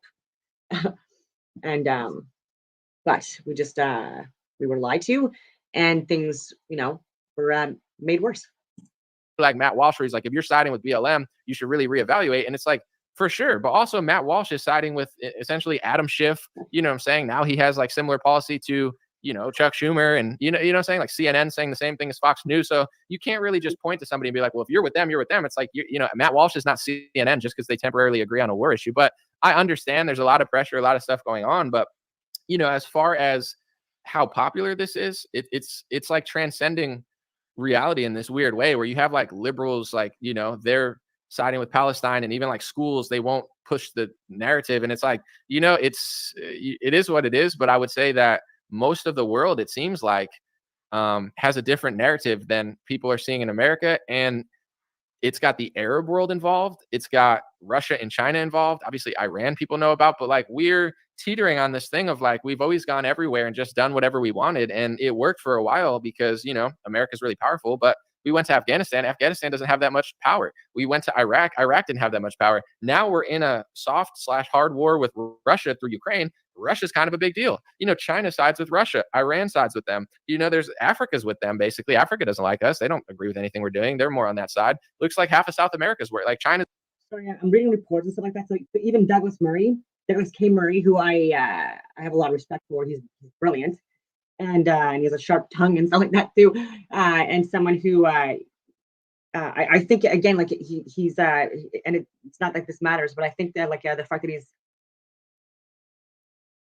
I don't know, like part of a certain religion, and it's like sexual orientation, like he's really throwing in like a lot of like hate towards like certain groups, and like, and he's really inciting a lot of violence, right? And he's not seeing like that, like a lot of the stuff that he's sharing is actually like not true at all, and or crisis actors being used, you know, in order to incite emotional responses in people. And I've shared like even with the January 6th riots, like there were thousands of people there, you know, that were actual actors and or government that were like working like idiots, that were being that were convinced by idiots to work with them to actually do people, and to think that there was like a riot. And then even people like Ray Epps' government, by the way, he should be in jail right now, not the people that were duped by him, that big schmuck. But like he's talking about gas the Jews and stuff like that being chanted outside opera houses and stuff like that. This is all stuff clearly that's gonna like elicit emotional responses in people. And so I'm hoping that people are not just blindly taking a look at information that extreme and then just running with it and rolling with it and wanting to kill because of it, and or harm or hurt. And even with the electricity, with the power outages, right? There are kids that are dying, and people that are dying in hospitals and stuff like that because of the lack of power and stuff like that. And so like even sanctions that are being put in place, and or people that are in control of certain, like even water access and stuff like that, like it's there's a lot of human suffering that's happening because of this. And so are these crisis actors, or are these actual legitimately like terrible, awful human beings that are morons, that are saying that are hopefully people that get friggin', you know, charged, you know what I mean? Like I hope the cops go and friggin' like get them away from that friggin' place and like charge them, fine them, like whatever, you know what I mean? Because these are disgusting human beings, and shouldn't be doing that and saying that. But is going around. Like, we got to really think about what we're doing, because for the first time in a long time, we pick a massive fight with multiple huge countries. And I'm not saying to give up, and I'm not saying to like lose the war or anything. It's just like, you know, how do you end the Ukraine war? Am I wrong for thinking that Ukraine's not going to totally beat Russia? Russia's not going to totally beat Ukraine. So they got to figure out a deal. And maybe when one of them gets weak enough, you know, they'll figure out a deal. But how many people have to die? I don't control war. It's sad. I don't want to see Ukrainians or Russians die. And it's really sad to me that this is happening. When it comes to Israel, Palestine, you know, everyone could try to simplify it on either side, but the truth is you have two different specific ethnic groups. You have Israeli Jews and you have Palestinians, and the Palestinians were there, but the Israelis say that it's their land and they were there way earlier and they don't want to move and they don't want to move. But the thing is, realistically, Israel has way more technology. They apparently control the water and electricity of Gaza, and Gaza, like, can they not go anywhere? Some people says, oh, they should leave. They could go leave. But then others say they can't go into Israel. They can't go into Egypt. Egypt doesn't want them. So like, where are they going to go if that's the two countries they're surrounded by? I'm not well equipped to understand. Can they leave? Do they not want to leave? Some people say they can't leave. They're just going to get killed there and they can't leave. Maybe, or maybe they could leave, but they don't want to leave because they don't want to leave the land that they want. And a lot of them still think they're going to get all the land back from Israel. And that's fair. Okay, would you want to leave your home? Like, what if you were living in a place for decades, or your family was, or for generations? Like, would you leave? Would you move? And should you? Right. So I've talked about this in previous videos, like about like men who are of fighting age. You know what I mean? That and of influence, fleeing their countries when it's sinking. Like it's the fucking worst thing to do, because like there are a lot of people that are not as advantaged as these people. And they're making it even worse, and making it with more harm and suffering for people that are of like the lower class within the communities, like the people that can afford to leave, and or like with women and children and elderly. These are the people that are exploited first, and because there's also like the physical disadvantage as well, that gets exploited. And so when men do this shit, man, oh my god, it just infuriates me. Like, you're just like we're ruining it. Like there's like even within Canada, like I wish more men and like-minded women, yeah, like would speak out. And I don't know, which seems very unlikely. But you know, if other, like, it's a very dicey situation, and it's like, it sucks. Like, I wish they could come to an agreement and not kill each other, obviously, but clearly that's not happening. So who cares what I think? Because like, I can't sit and negotiate a peace deal. If it were that easy, someone would have done it already. So it's like, you know, sane, rational people that aren't bloodthirsty on either side are looking at it being like, you know, how do we stop this? Because we don't want thousands of Israelis to die. We don't want thousands upon tens of thousands of Palestinians to die. And I know the narrative that's being pushed is like, everyone in Palestine is guilty. Everyone in Palestine is Hamas, and Hamas is ISIS. But like, you're telling me everyone in Palestine is guilty because they won an election with 40 something points or whatever they like. everyone's guilty. All the kids are guilty. Everyone there. There's no one there that wants another government. How did that government even get there? Is there a way to get another one? No, you just got to starve them. Like, it seems pretty freaking crazy to me, but that's an opinion you're not allowed to have in certain circles. And then in other circles, you are allowed to have that opinion, but you're not allowed to have the other opinion. So it's a dicey situation. And I know anybody in business that's like trying to play it safe, there's really no way to play it safe. It's like the pandemic. It's like, I'm going to play it safe, but now it's not safe because you can't leave your house. It's not safe because you can't run a business. It's like, you're damned if you do, damned if you don't. And same with this situation. Like, you post a Palestinian flag, you'll probably lose your job unless you work for like a liberal Queers for Palestine. Then you might get a raise. But then, Israelis and people that like Israel and Zionists will be pissed at you. And then vice versa, you post an Israel flag and make a statement, you'll have a bunch of Palestinians in your comment, or people in the Arab world or not the Arab world. There's some Christians too that back Palestine. There's some Jews that back Palestine. I've seen Jews for Palestine, rabbis for Palestine. Like, that's real too. I have a lot of Jewish friends. Some of my Jewish friends are proud Zionists. They love Israel. They're into it. Others, they don't like Israel. I know multiple Jewish people. They're usually left wing, not always, but they don't feel a connection to that country, and they think what they're doing is messed up. And it's like, it's a dicey situation. But I understand that, like, just sucks for, I think, like, normal people that are just trying to like help people out. They don't know what to post or say because there's really nothing they could say or post. There's like nothing you can do to please everyone. So I thought that Tom Brady did the best job that I saw. He condemned Hamas. He condemned terrorism. He stood with Israel, but then he also acknowledged that, a lot of Palestinians are going to die, and that's not good. Like, it's like, that's really all you can do. That's like the safest thing, I guess, you really can say. I'm going to read, someone said, no one mentions Palestinian Christians. They exist tens of thousands. Yeah, no, I know that. I definitely know there's a lot of Palestinian Christians as well. Regardless of people's religion, it's just devastating. I know what you're saying, but it's like, regardless whether the guy's atheist, Christian, Muslim, like, you don't want anyone to die. You don't want anyone to be stuck. Are they stuck? I don't know. And then there's people in the comments speculating on stuff. With the Shapiro and the Rubin thing, I just want to be very clear. I understand their emotion. I understand their pain. I understand everything that they're going through and everything that they're saying. But I just really don't like this idea that now everybody who protests that must be that and it needs to be shut down. They will use that against you. You know what I'm saying? They always will. Someone posted in the comments the other day when I was like, the Republicans passed the George Bush Patriot Act. And then they were like, yeah, well, who cares? Because it was liberals who used it against us. And it's like, yes, yeah, that's the point. Republicans are in office, they pass a bill, liberals get in and they use it against you. That doesn't mean it's a good idea that George Bush passed it. It means you're too stupid to realize that Democrats are going to win an election at some point and they're going to use what you just passed for them. So what you pass needs to be accurate and applicable in a constitutional way. So it's like with what Dave Rubin's saying, it's like, dude, nobody really agrees with that. Like, you're getting ratio because it's a very slippery slope.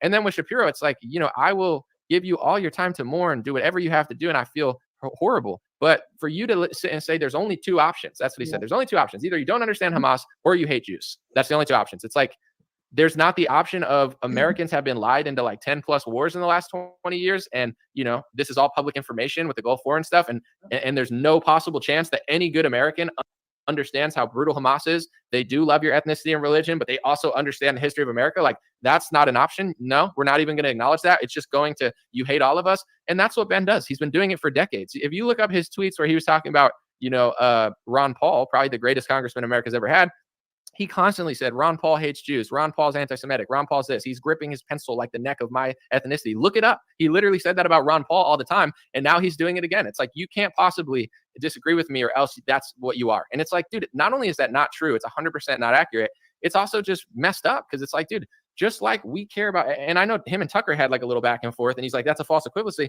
I get what he's saying, but at the same time, it's like, bro, there's 300 million Americans. We've gone to 10 different wars. We lost tens and hundreds of thousands of people through these wars. Most of the wars, not some of the wars, probably most of the wars. Now, even if you look at Wikipedia, liberal, conservative, everybody's admitting that most of these wars were started off something that wasn't true. Weapons of mass destruction, a testimony by somebody in Congress about incubators. Like, this is all mainstream. Nobody's denying it. But now, testimony in Congress. What you're going to see is you're a hate monger and a terrorist, just like it was the George Bush era. If you at all even think anything, you're not here to think, you're here to work and pay taxes. You're not here to consider, you're here to shut your mouth. Like, that's the message I'm getting from all these people. And it's like, listen, this is messed up, man. Americans have the right to think for a little bit and not to be shamed in our own country, by people that have zero respect for like our history, which is also the journalist, Nicole Zedek. I said this yesterday, but I just wanted to reiterate. She's the one that lied about the beheadings of babies and stuff like that. And so I would also hold her responsible for any backlash that possibly happens today. Again, then, because the call is for today to be the day that there are attacks across the world. and people like Ben Shapiro and Dave Rubin, like people like this, like it's for inciting this, enabling this. Again, I'm like, I'm not holding them at anyway, it is what it is. Their history. So it's like, it's Oh, just really sad to see that stuff, because I feel like I'm living in 2002. It feels like George Bush Jr. is in office, and it's the same stuff, and the same people are doing the same stuff. And this is all that I want to say in general. One, God bless the world. God bless everybody that's suffering, obviously. And it's really sad. I just want to go in this country. They've passed that sort. so this was like such a great video, and I think his best. Again, I haven't watched like an abundance of his videos, but what I've seen, like there's good stuff. So there's also Zachary Hubbard. I haven't seen this video yet. It was just posted not too long ago. I'm just very interested in it, and there might be something in here that people watching are also interested in, because sometimes he has really, really good stuff too. Cable coverage of atrocities committed by Muslims, as certain people go on the TV and sound like they're declaring holy war. Again, for a lot of people, the propaganda is not as effective because they're not as caught up in the narratives that the media and mainstream society has been telling us about for all of our lives. I mean, there's been a lot of wars in this history of this world. There's been a lot of genocides in the history of this world. But despite that fact, most Americans really only know about a handful of wars. And when it comes to genocide, it's mostly just the Holocaust that you think of. You don't think about the Native Americans here, or, the Bolshevik Revolution, or what happened in Turkey, the band System of a Down. They're always talking about the genocide of their native people. But these things don't get a lot of attention in Western school history books. But we've always been told this narrative about the world wars and the battle against Judaism and the Holocaust and why Israel needed to be established. We've always learned that story. And again, the story of Judaism is what the basis of Christianity and Islam is. They are the Abrahamic religions. Their story is told in the Torah, the first 5 books of Moses. I just heard one of the guests on CNN this morning point out something I didn't know about the day the war began. They said that's the day that in Judaism that you finish reading the Torah. You complete your reading of the Torah on that day. Annual festival in Judaism. Again, the Torah, the first 5 books of Moses. Remember, NFL Week 5 was going on as the war was declared and had all this symbolism. The first team of the week, or first game of the week, was the Bears with Dick Butkus dying. Bear, great. And then beating the Washington Commanders, which are connected to war in the nation's capital and the Pentagon, and they were renamed just days before Russia-Ukraine broke out. But anyhow, these stories that they put out, they're meant to impact the people that really are fueled by hate. And it's not to say that everyone who's in religion is fueled by hate, but the people who have hatred for other belief systems, which you see happens within certain religious groups. A lot of people can be in the religion and they're cool and they're not really mad at other people who don't believe like them. They probably wish that they believe just like them because they'd like to have that in common, but they don't wish death upon other people. But then in any religious group, there'll be a faction of that religion that's so about their religion that they're like, don't you realize all these people who aren't part of us are essentially our enemies? And those people start getting this enemy vision of other religions. And it's a common trait. And it's why I've been annoyed the whole time I've been here, because when I first started making videos, I would answer questions honestly. And as soon as the word got out that I was raised Lutheran, but didn't really believe in the religious story of Christianity anymore, but took the golden rule away from it and other good teachings, like any spirituality has, then all of a sudden I had people attacking me all the time for being an antichrist. And it's like, I just said my honest take on my spirituality right now. But the people who do that, they're the people that just have nothing in them but hatred. They just want to destroy everything that's not in the same mindset as them. And again, Judaism, Christianity, Islam, they all have the same base root story. So they truly are all one. And again, with regards to them all being based in the Torah, the first 5 books of Moses, don't forget that in that story, Genesis 47, in the story of Genesis 47, if you go to that part of the first book of the Bible, Jacob dies at age 147. And this war in Israel just broke out on the 147th day of Israel's new age. And when I say new age, I mean since it was established May 14th, 1948. Again, May 14th to October 7th, the day war broke out, total span of 147 days. The next day, Israel declared war October 8th. It's also fair to say that's 147 days after May 14th, the nation's birthday. So it's either the total span of days or the days after, which hit October 7th and 8th, the days. I don't know if anyone knows Ann Coulter. I'm like looking through social media. Like there's some stuff that is just like so ignorant, but like I actually like this one. And I know I like even Ann Coulter. A lot of people don't she's divisive, but she says when Muslims in Canada, what she meant was like I would say Islamist. I think she means Islamic extremists. So when Islamic extremists in Canada drove their trucks through the streets celebrating the slaughter in Israel, you figure Justin Trudeau froze any of their bank accounts?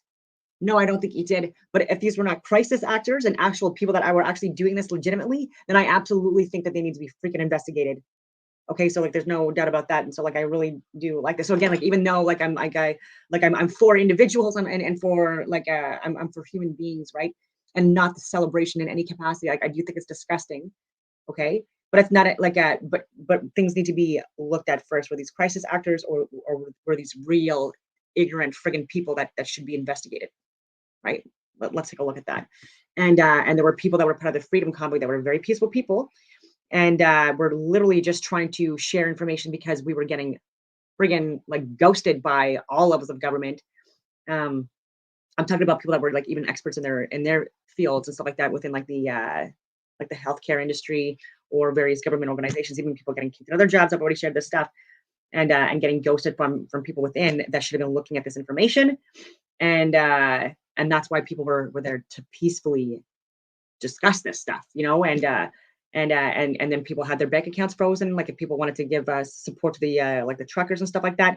And has anything happened with this? I doubt it. That this war has broken out, that's not brought about all this news programming that's trying to get people very angry. And realize, just like how us people were painted as right-wing extremists and stuff like that, white supremacists and stuff like that. So what do you call, like, what is this group, right?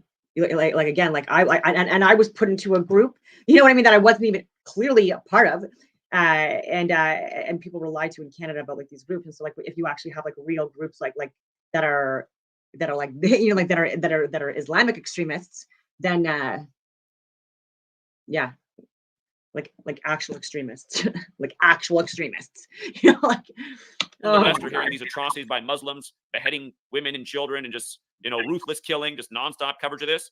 You can bet that there's news networks in the world that are pro-Islam and, you know, might be giving a little bit different picture, you know what I mean? And maybe constantly provoking more tensions there. And it's to say that the people who run these news networks, they're the ones that are trying to manipulate the spiritual beliefs into the latest agenda, the latest needless war that will bring about great wealth for certain groups of individuals while the rest of humanity will suffer, which is what always happens in these world wars. And we keep letting this happen. We're wondering how society got so broken. I mean, how much does war have to do with it? How many societies have been destroyed by war? And again, the reason I've been going nonstop for the last decade is because this is what we've been talking about that was coming. This is where they were taking us to in the post 9/11 era. It was clear as day. They're using the Bible as the playbook. If you know the Bible, it ends in war and cataclysm. Again, I don't think prophecy is being fulfilled by God right now. I think it's being manipulated by psychopaths. And I think we've proven our point relatively well. Again, for anyone who is new here and has not seen any of my work, I just re-uploaded on the videos tab. Notice YouTube made it so if you go to a channel you like, they sort videos now by shorts, video. The videos tab, I re-uploaded the video. You can also scroll back to December 29th if you want to scroll through a bunch of videos. December 29th, 2022, the day Netanyahu came back. We explained why he came back on that day. Albert Pike's birthday, the guy who wrote the letter about 3 world wars, the significance of the date beyond that, what it has to do with the ongoing struggle of Israel. We're still in the first war. From its establishment up to the present.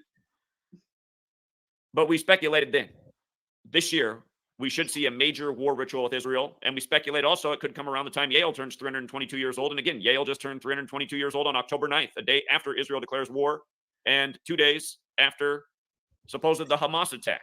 That's compared to 9/11. And again, Yale Skull and Bones, Order 322. The campus now 322 years old. Bush, the Skull and Bones member, was the president when 9/11 happened. And once again, Skull and Bones is modeled after the Knights Templar, how they bury their dead in an ossuary. Skull and Bones, Templars, related. Bush referred to the invasions of Afghanistan and Iraq as crusades at times. Again, those were carried out by the Templars. We talked about how this war began on October 7th, the day leaving 85 days left in the year, the number of Templar, and how Biden's address of what's going on here on October 10th with Israel and the war situation, that came exactly 85 weeks after his last speech about war breaking out with Russia, Ukraine. None of these things by accident. We're living out rituals. And the people who are so invested in these stories that they've been given since childhood, they're again, what I'm essentially saying is the people most invested in these stories that they've been sold since birth, they're also the ones that are being the most manipulated in a lot of cases by what's being done. And this is why it's been our job as human beings to wake people up into manipulation, not to say abandon spirituality, but look at how mainstream religions are being purposefully torn apart by biblical themes biblical themes, just like Genesis 11:9. That's where the Tower of Babel story ends. Genesis 11:9, the tower that divides the world. What day did the Twin Towers come down? The 11th day of the 9th month. Right now in Israel, you have the 11th president of the nation and the 9th prime minister. Star of David has that gematria 119, special number. So does Vatican. Been talking about what the 104th NFL season ending with Super Bowl 58 has to do with Jerusalem and gematria, and how this will be the first ever Super Bowl on the Vatican's birthday. Again, 145 more chapters in the Catholic Old Testament. Israel established 14/5. From day one up to now, this nation has all of the timestamps in history. Again, if you're new here, the 16th century, got to go back to the 16th century. The Jesuit order created. English standardized with the 26-letter alphabet, the Gregorian calendar after the Pope. From 16th century on, you can just follow what's been manipulated throughout history and how it's been by this biblical Catholic Old Testament code, which makes sense because the Jesuits were to stop the Protestant Reformation, which Martin Luther led against. I've talked about my interpretation of like various religions and how I believe that it's based on largely like astronomy, but also like sacred gematria and also like that this is a multidimensional electromagnetic, whatever you want to call it, cosmos that's projected on a flat plane of inertia, but via through like hyperboloids and toroidal fields, like Ken Wheeler talks about, and others. I've shared these videos, and that this is like a simulation or an artificially projected hologram, or what do you want to call it? and we're experiencing it three-dimensionally, or whatever you want to call it. Yeah, so like Jeremy McKenzie, like a great tweet, and so also going to be controversial, so bear with me here. He says it's disgusting to me how many of these LARPing, it's live action role players, and he's also a veteran, by the way, and he was CISO, I believe, so like also special forces, like as well in his career. So someone that is also someone that thinks outside the box more isn't someone that's likely to follow groupthink or like the Universe 25 stand for prison experiment, like blindly obeying things that are not necessarily kosher or safe, right? And so anyway, so it's disgusting to me how many of these LARPing clown freedom fighters in Canada behave as though they are some kind of resistance warrior because of the mask mandates and vax requirements, while simultaneously having no issue enthusiastically supporting a genocidal state, publicly threatening and postured to conduct ethnic cleansing as they bomb 500,000 kids that have nowhere to go, no water to drink, and no means of defending themselves. Yes, you people are certainly champions of justice and righteousness. Didn't you just have a save the children tantrum not even a week ago? Simp for the war machine harder. You were always full of shit. So I like it. I retweeted it. And then Chris Sky, who's also Canadian, and I like supporting Canadian content and people that are actual freedom fighters or truth seekers or truth sayers, whatever you want to call it, and or people that I think that should be working within our freaking government and not the people that are currently in. He also liked that comment and said you can tell who's controlled opposition and fake freedom fighters. Sorry, you can tell who the controlled opposition and fake freedom fighters are really easy now. And he has really easy in like all caps. And he's right, and we're seeing it internationally, right? So like you see it with Rubin, unfortunately now, whether he knows it or not. Again, like what he's saying is just part of the propaganda, and Ben Shapiro and so many others, Douglas, like there's so many people, and it's just like, and it's just like I'm not upset by any means or shocked by it. Like this has been a reality now for my whole life, basically, because of the industry that I work in. And or did, but like again, there's people that are in my network that are more conservative, and that's how they vote, and or because of how like my posts have come off, they think that I'm a right-wing extremist, which I'm definitely not, and they're the people that in the Ottawa area that hold like the keys to like the contracts, you know what I mean? Like who they get to, like so even with McKinsey, like he was a security. That was a security company that I like my qualifications and stuff like that. Like again, I'm just saying this because like it's like because of what's going on, right? And just how incorrect McKinsey was. This was a company that was given multi-million-dollar contracts for giving us completely inaccurate information throughout the whole fucking pandemic and then beyond. Look, with everything that's been going on, they've been literally wrong 100% of the time. And this was our money that was given towards this, and then other private corporations and companies and stuff like that were hired, except not me, but people that I know of or have worked with, that were also like misinforming everyone. And like you can only imagine how frustrating this has been, right? Because like I also like money and I also like working, you know what I mean, like outside the fucking home. And yeah, so like it would be nice to, because even what's going on in Haiti right now, like this is not mainstream media at all. No one's talking about what's going on in Haiti, and then possible like military intervention and Interpol type intervention that's going on.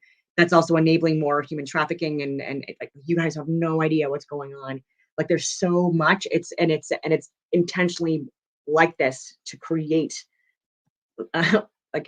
so much division and distraction, like internationally, that we're not talking about the pandemic anymore. We're not talking about people that got us into a huge mess, knowing how much damage was going to be incurred with the Hegelian or Hegelian, however you want to pronounce it, dialect, like creating order out of chaos, but creating the chaos in the first place, and then profiting off of it.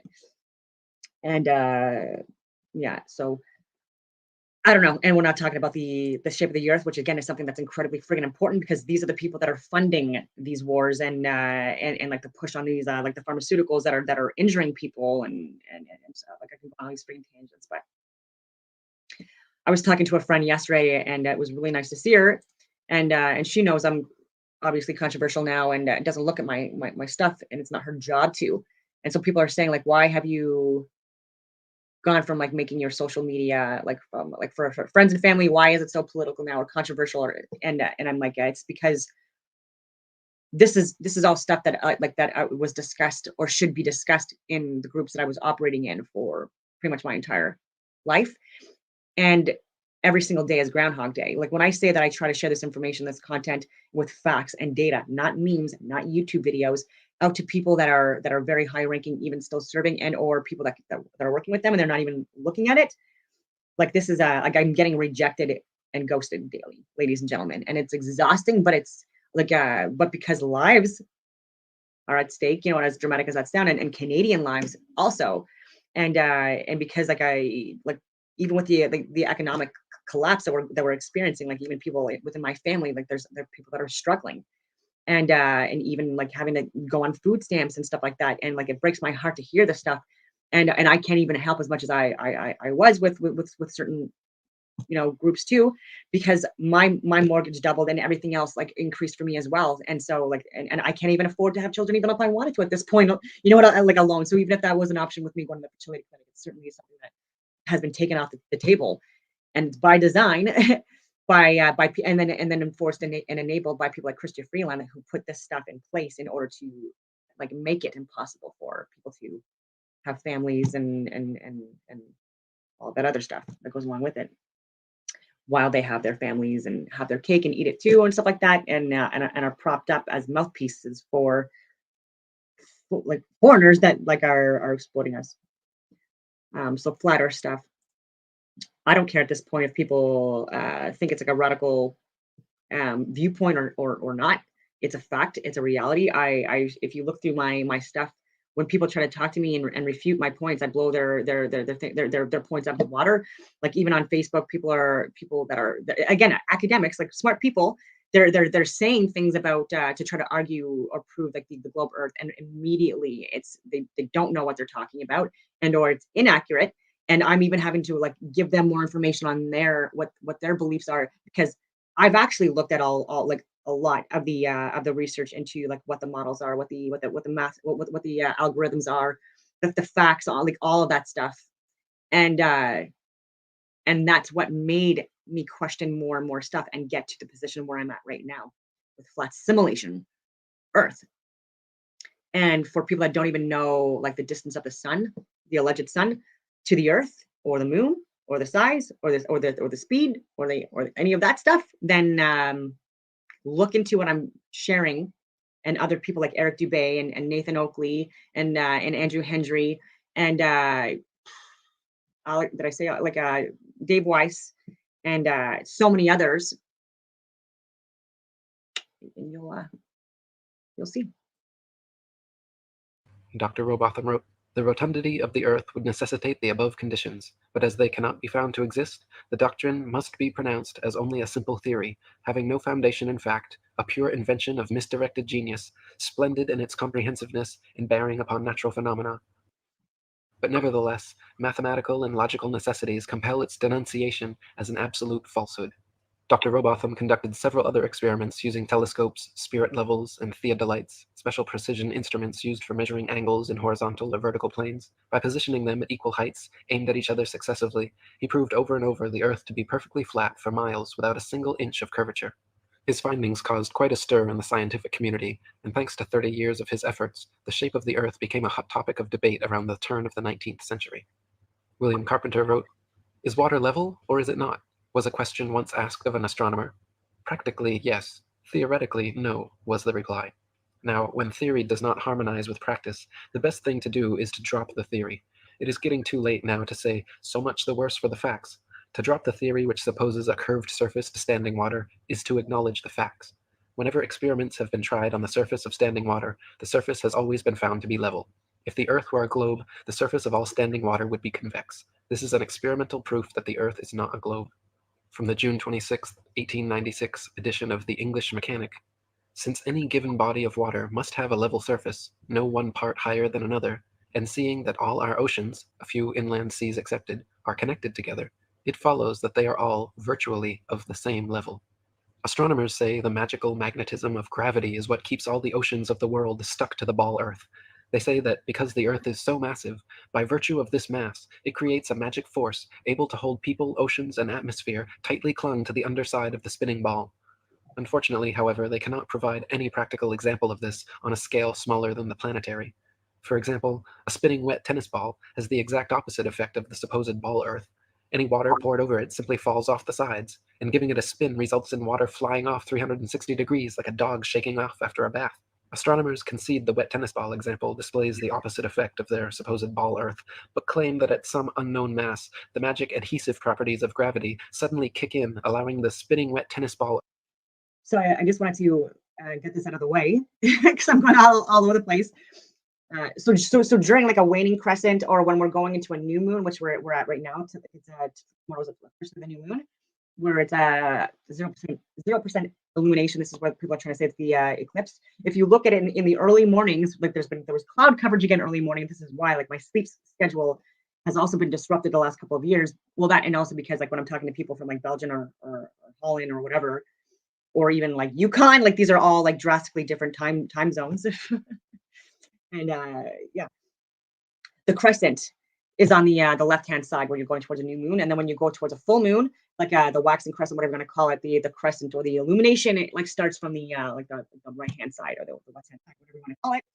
So like even yesterday morning, like because I couldn't see it this morning, before the sun gets up, because then it can like really like it makes all the stars and luminaries above like essentially disappear in the sky. There actually are stars above, but you just don't see them because of the position of the sun. Anyway, and they're moving as well.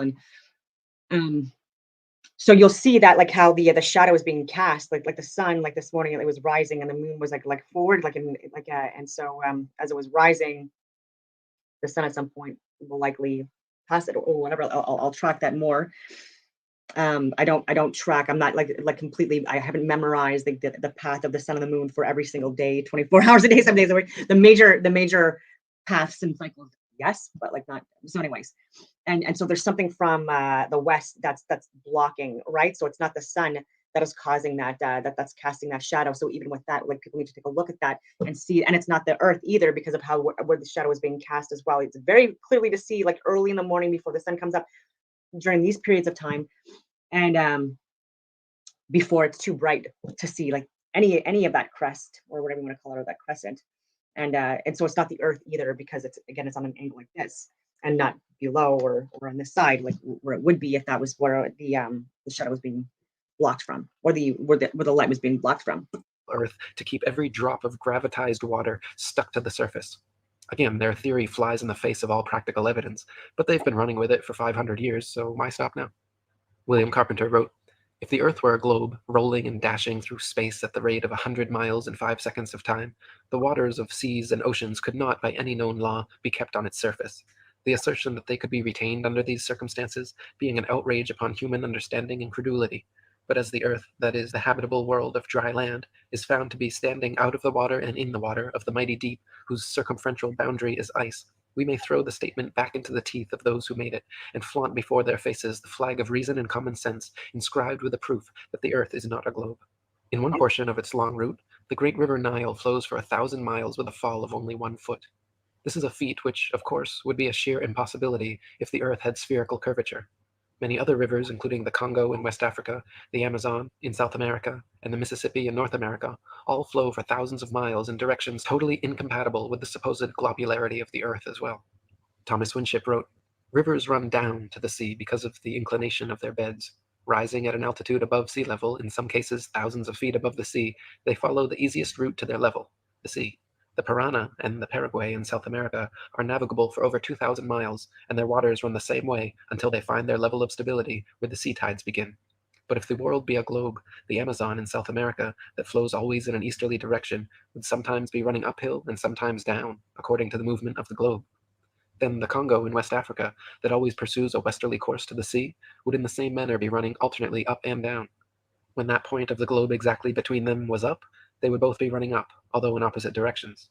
And when the globe took half a turn, they would both be running down. We know from practical experiment that water will..." So these heads of these organizations, like this is a like the Alex Gleason, flat Earth map model, whatever you want to call it, and even Mercator, like he had a really good one as well.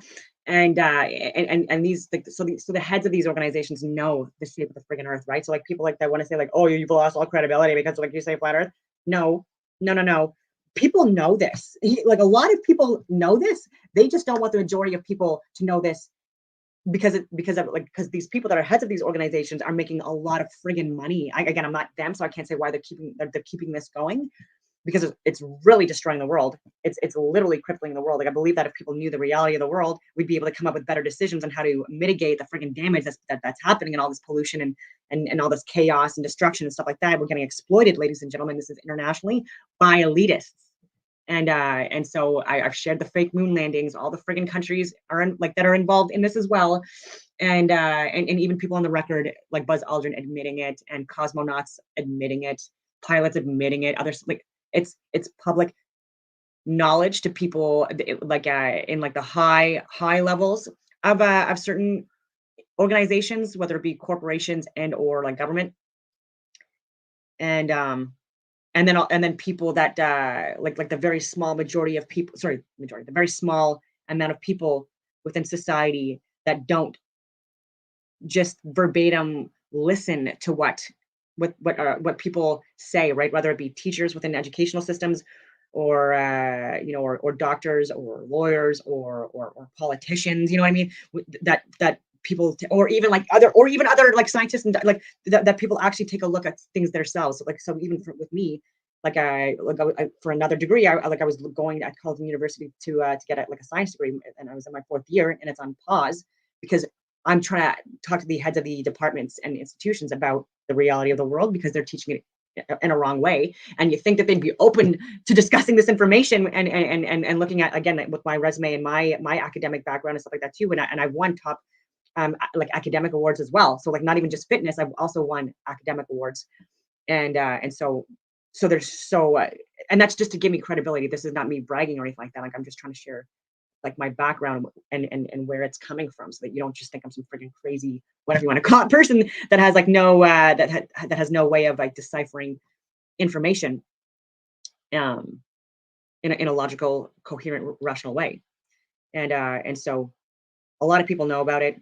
So, and they're exploiting us and thinking we're dummies for believing in what we believe. But like if they were out on the outside, if they were on the inside like as well, I don't think that these people would be at all like aware or figured this out on their own. So people like me and his name is Archaics, but Jason Brashears and Ken Wheeler and Eric Dubé and Dave Weiss, like these are the people that and Eddie Bravo, people that are outside the box thinkers, and we are the ones that that did the experiments and didn't just go off of textbooks because we were lazy, you know what I mean, or just wanted to stay inside. We actually went out and traveled and or explored and or did like out like experiments, like, you know what I mean, like in all conditions, and duplicated, you know, like experiments, like measurable, observable, and repeatable. These are all like scientific models that people should be like going towards or aiming for, and it's lost on people, unfortunately. And yeah, so long story short, like these people that are like the George Soros, like Harari, like these people, like I've read their books, like I've listened to their interviews, all this stuff, like Bill Gates, like these people are not as smart as people think they are. They're not academics. um and yeah, so it would be yeah, so I don't think so. If they were a part of like the public school system, because these people again were like they come from wealth too, and inherited wealth and stuff like that, and they come from privilege, and they're part of elite classes, and in their organized or and in their networks, they are taught that we are animals and or, you know, infidels and or, you know what I mean. And so it doesn't matter what we identify as, like we are seen as the enemy, right? So like even within North America, like everyone is like all bent on pronouns and what they identify as and their gender expressions, all this stuff. At the end of the day, there's people that don't like you and want you dead and me dead, and they don't even care how we identify. Like there's going to be no conversation of of what to call me, just by virtue of me being even in Canada, and or the color of my skin, you know, or my biological sex. There are people that want me dead, right? And or from what I share, obviously now online, at risk to myself, instead of closed door conversations, because I still have top secret government clearance for like you know, for many years to come, and then I will hopefully get it like re-extended. But it is what it is. Find its level. And Yeah, they know. So they wouldn't have figured it out had they been in the public school systems, going through the same adversity and stuff like that, same generational trauma and all that stuff that we've all gone through, and we were still able to figure this stuff out. And like even with all the psyops and the distractions and the division and the universe 25 environment that they put us all in, we figured this stuff out. And yeah, they would have not. None of them. I guarantee it. cannot by any possibility remain other. You think Justin Trudeau would have been like in the maths and the sciences and like and doing all of this stuff? Like he's a part-time drama teacher. Like and same thing with Christian Freeland. I think she was like a journalist. Like look at her background. Than level or flat or horizontal, whatever term may be used to express the idea. It is therefore quite out of the range of possibility that rivers could do as they would have to do on a globe. David Wardlaw Scott wrote, "Who ever heard of a river in any part of its course flowing uphill? Yet this it would require to do were the earth a globe. Rivers like the Mississippi, which flow from the north southwards towards the equator, would need, according to modern astronomic theory, to run upwards, as the earth at the equator is said to bulge out considerably more, or, in other words, is higher than at any other part. Thus, the Mississippi, in its immense course of over 3,000 miles, would have to ascend 11 miles before it reached the Gulf of Mexico."